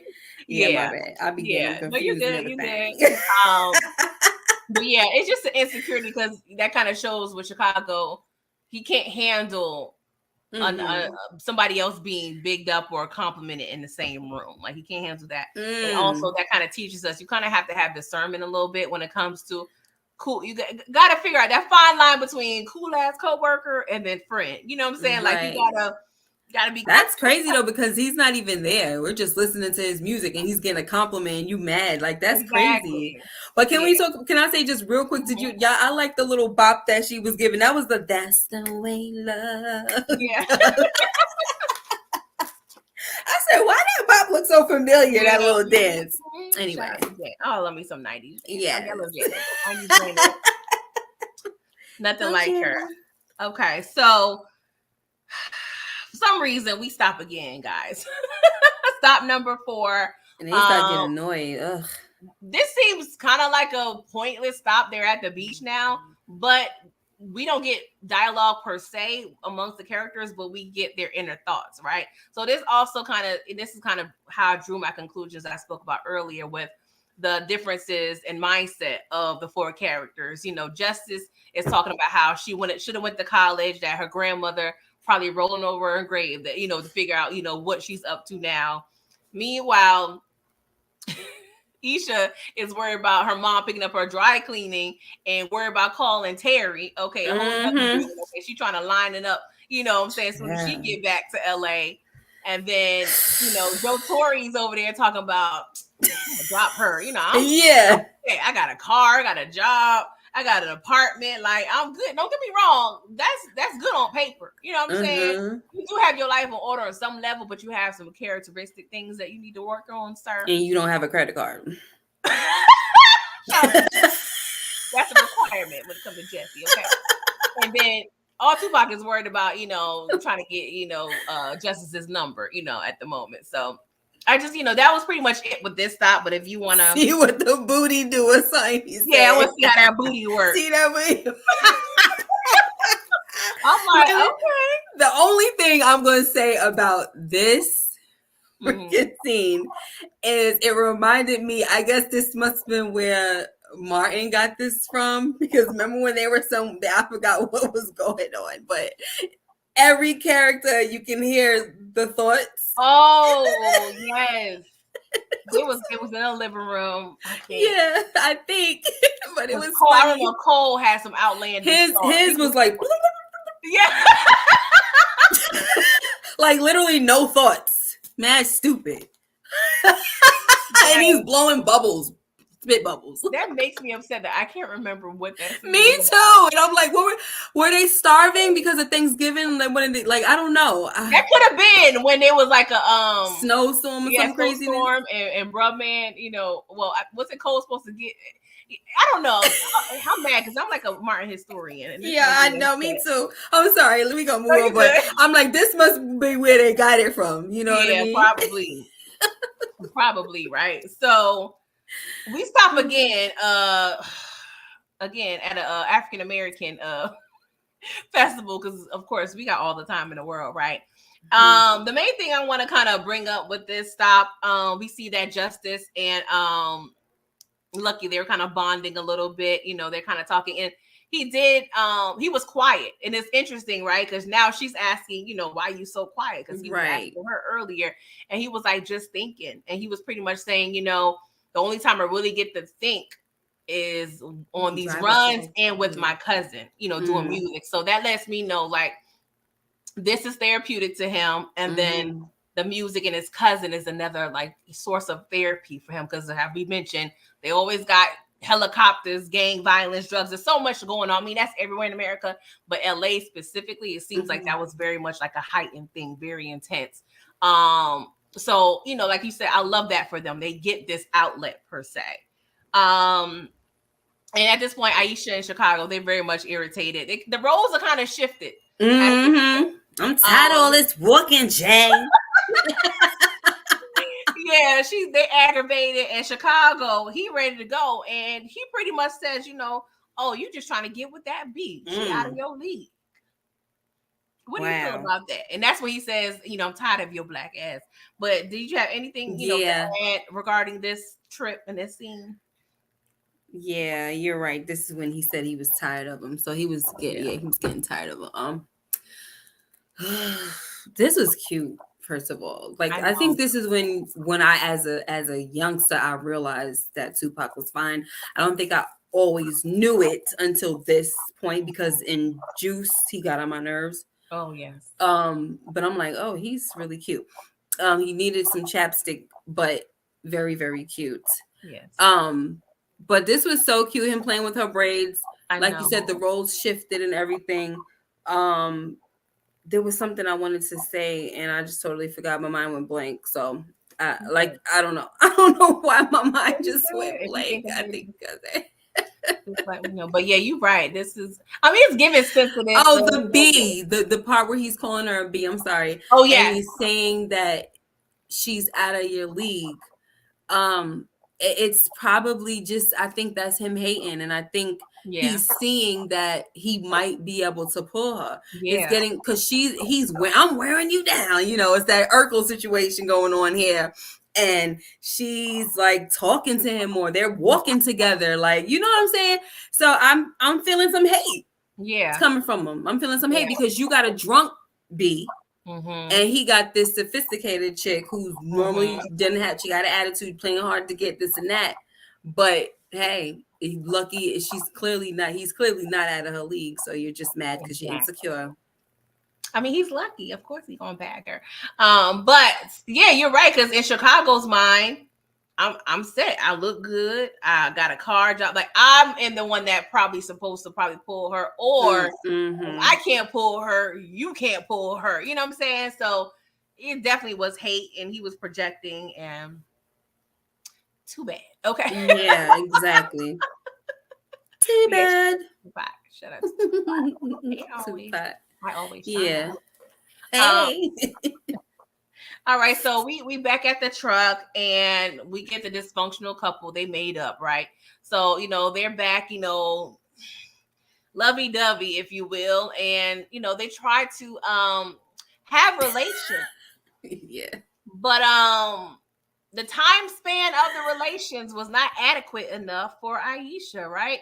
So she's over it, and she probably still got, that liquor still in her system a little bit. And she aggravated. She been in the heat all day. The braids probably tight. Like, she got a lot going on. And so she started mouthing. She started saying a lot. She was like, you pretty much a 2-minute brother. Like, she gets loud about him not being able to satisfy her. I'm trying to be very preemie, being a preemie. Yeah, being a preemie. And she's getting a little, the volume is increasing, okay? And of course, we're in the mail truck. Right, so he's looking like, yes, he's looking, she's like, oh, but you embarrassed? Yeah, she's getting a little loud. And you could tell he was very much embarrassed. He's telling her to pipe down, okay, girl, like keep my insecurities to a minimum, okay? Look how stupid he looked too, brushing his Yeah. hair. Like that's the worst thing. That's the last thing you should be doing right now because you're making yourself look dumb. Sorry, go ahead. Yes. Yes. And I also want to make a note. I did watch a interview of Joe Torre as well. I want to say it's Vlad, but I could be wrong. He said the brush was kind of like his security blanket in a sense. He didn't use that term, but that's kind of like what he was alluding to. Like that's, the brush was kind of like, it was also like a filter for him to help him lie. And but that he was kind of attached to, that was kind of his thing to be attached to when it comes to his insecurities, what have you.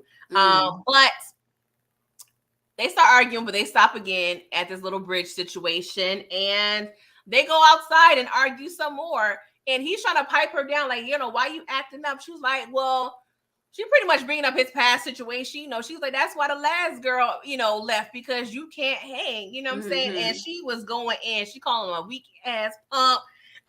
She was like, you think you the ish because you work out?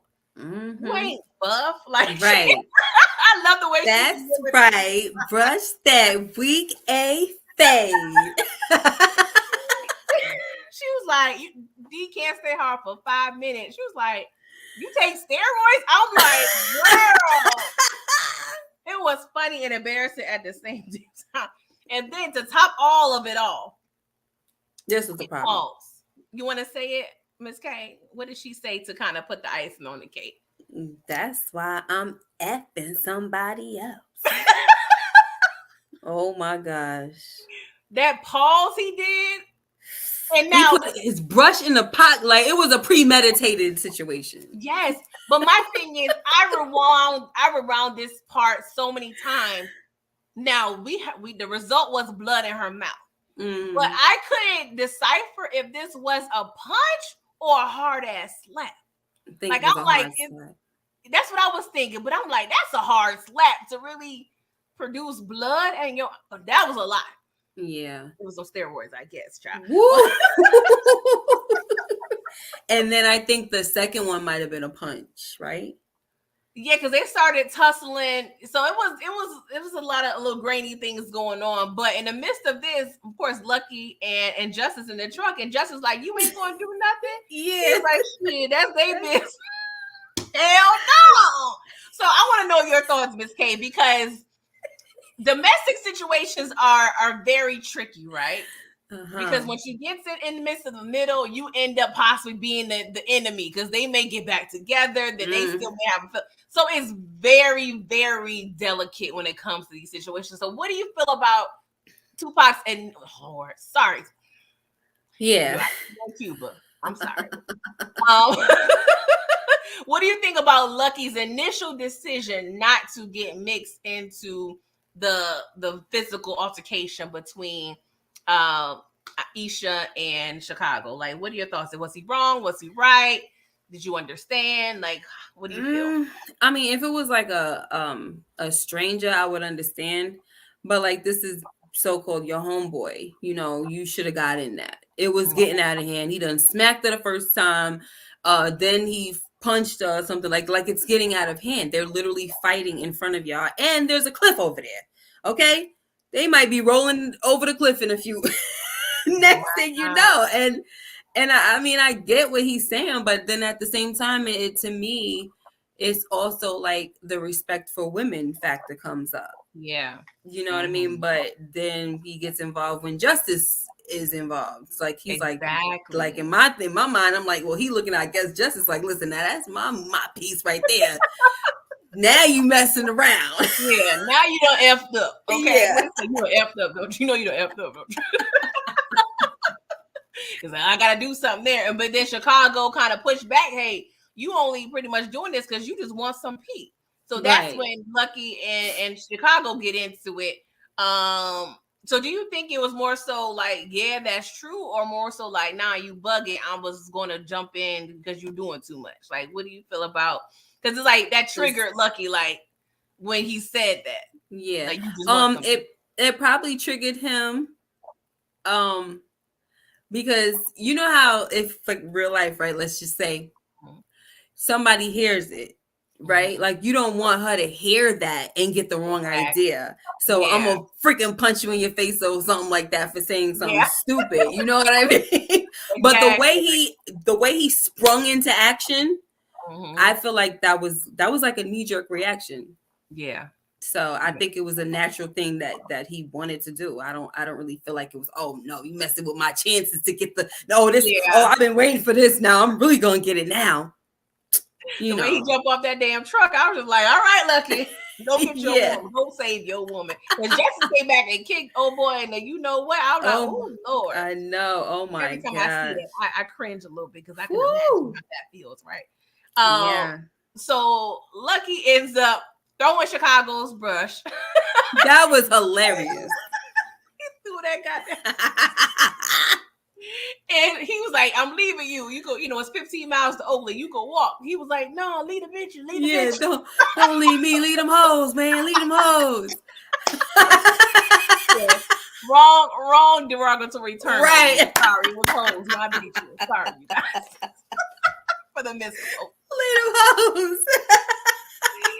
So Lucky, like, it's so funny watching back, right? Because they back on the road. They throw out Throw them back. And next thing we see Chicago walking with his bag And with the brush. I was like, how did he get that freaking brush? Did he have an extra one? I guess Lucky didn't throw it far enough. No, yeah, he clarified that in the interview. I believe with Vlad Joe Torre. He was like, no, he didn't throw it in the water. He just found it. Yeah. But he was like, That's this ain't my MF and dad. Right.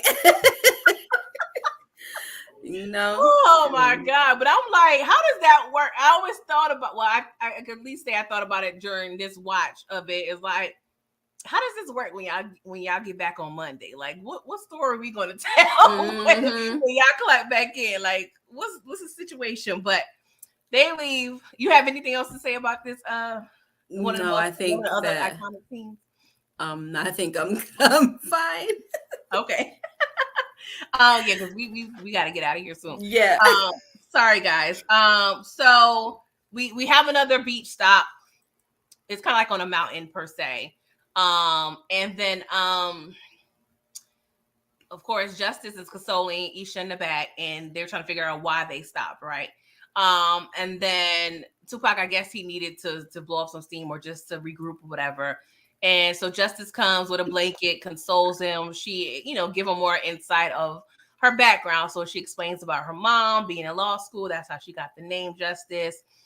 Explains about her grandmother. She's giving him some, more information about herself. And they end up kissing. And then at this point, from my understanding, it's supposed to be a love scene, which was a big thing in terms of the story in Hollywood about Janet Jackson supposedly requested Tupac Shakur to take the HIV.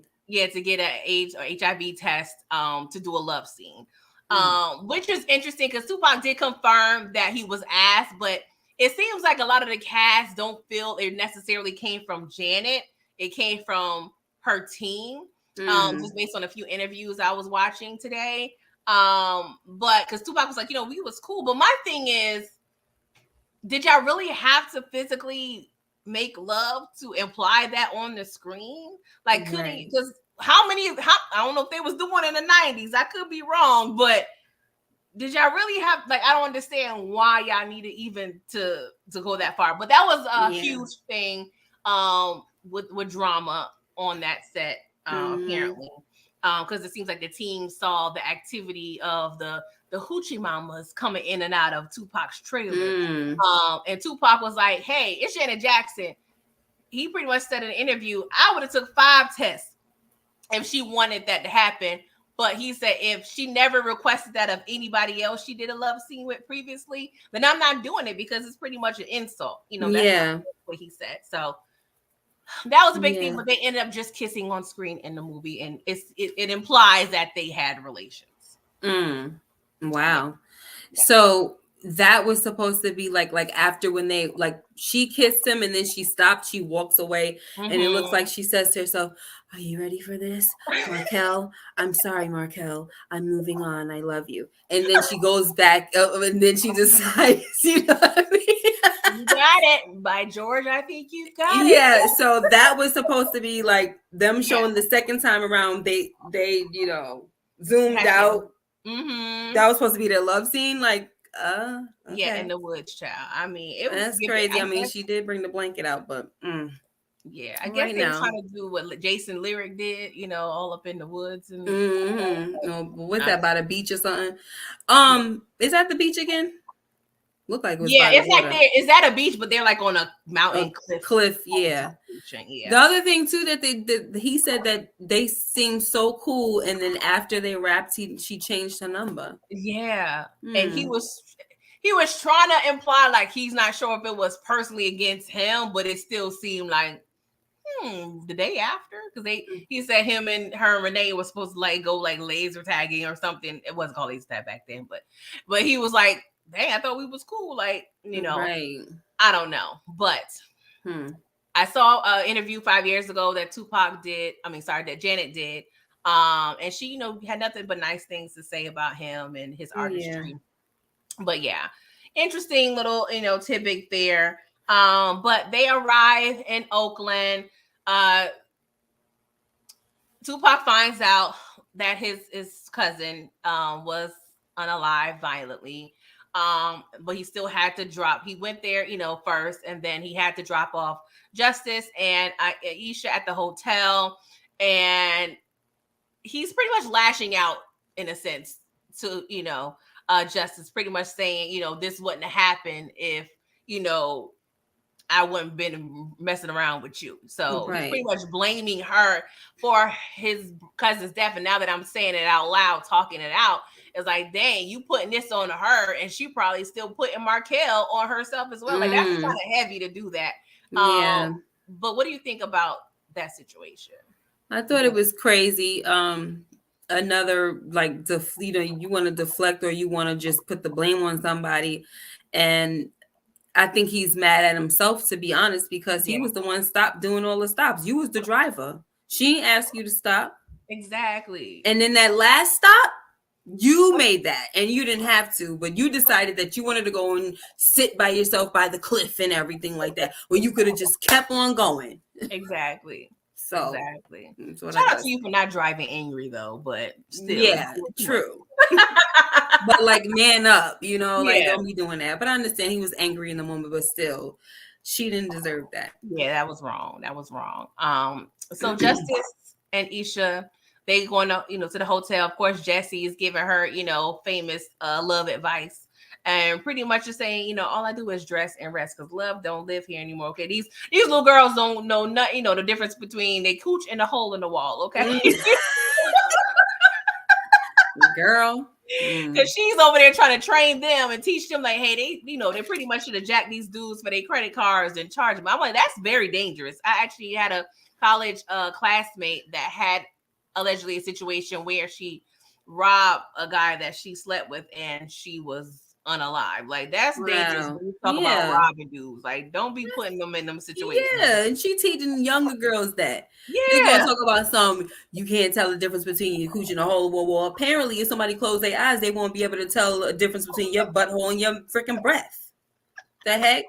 How about that? Oh my God, I cannot. I don't know why. She can't live that breath thing down with me right now. Not in this movie. It's that weird association, right? Because now all I see is stanky breath. Right. Like, it's just I can't. That's why I hated that. To me, that's one of the worst. Besides Markel, that's like one of the worst scenes in this movie. It is. I don't know about that decision. I mean, I thought they thought it was funny, but whatever.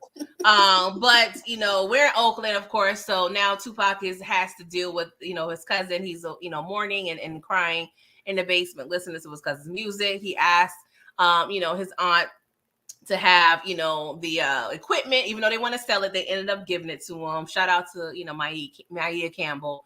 She was playing his cousin. And the the girls, they had the hair show, not happy to be there.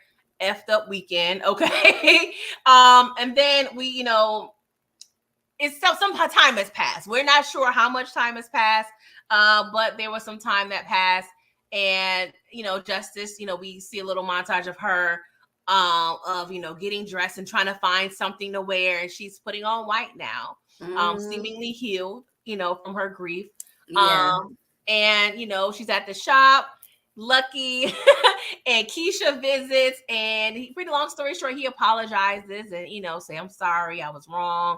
It took me a while to, get here, but do you forgive me? And so she ends up forgiving him. They seal it with a kiss in front of the baby girl. It was actually kind of cringe me watching this as an adult, because I'm like, I don't know if I feel comfortable kissing you like this in front of your child, and this is my first time meeting your child. Yeah. Like, that was weird.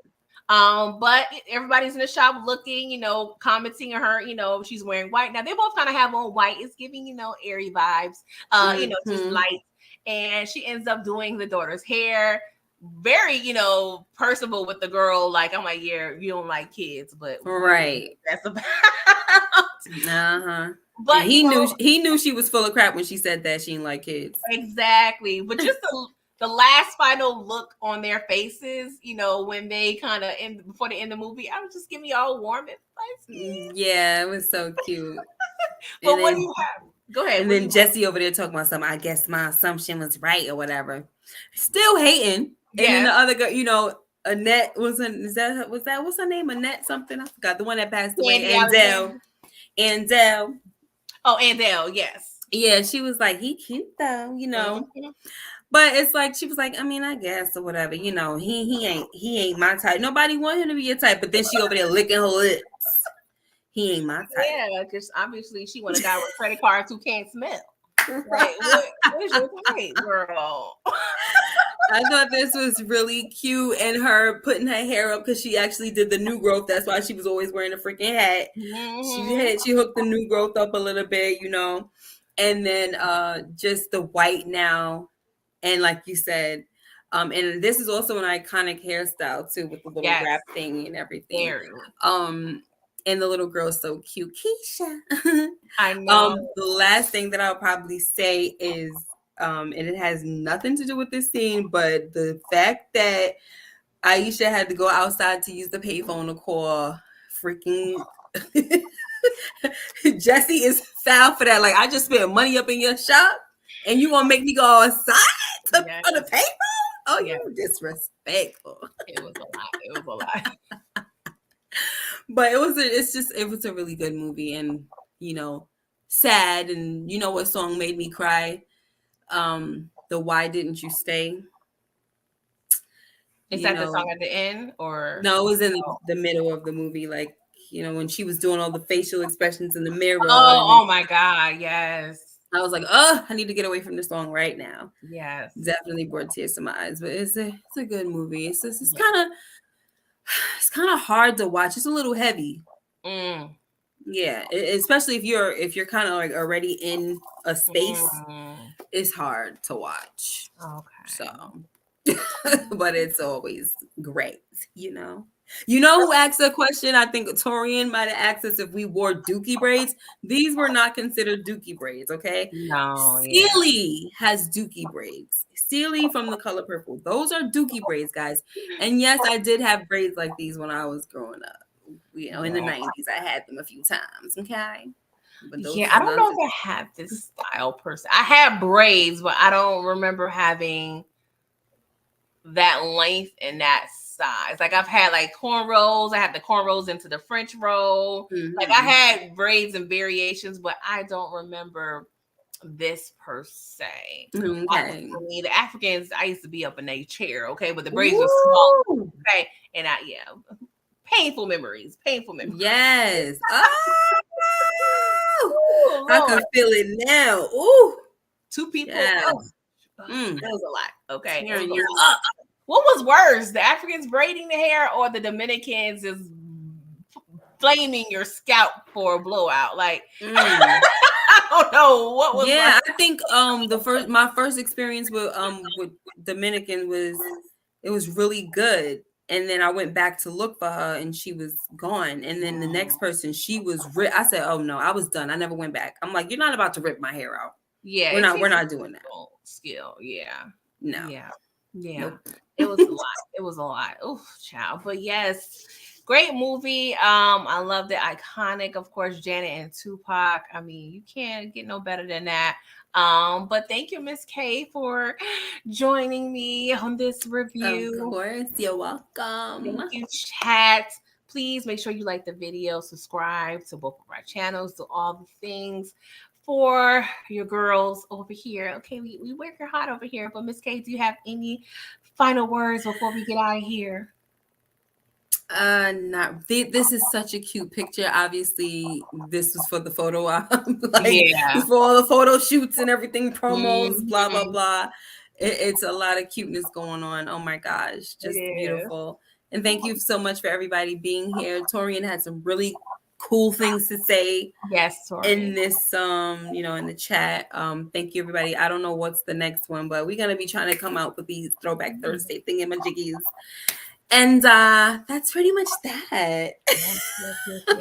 So thank you guys for joining. I know you guys who are watching BMF got 20 minutes, so I forgot about get that. your snack or whatever. But yes, I have a long list of movies with the times. It'd be a lot, you guys, okay? But thank you for rocking with us on this one. Thank you, AG. We appreciate it. Thank you so much.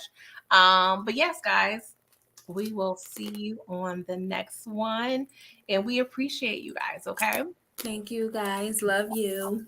Happy Easter. Get your speeches ready, okay? My name Lil Daryl. Bye, y'all. Go have fun with Cousin Pete. Cousin Pete, yeah.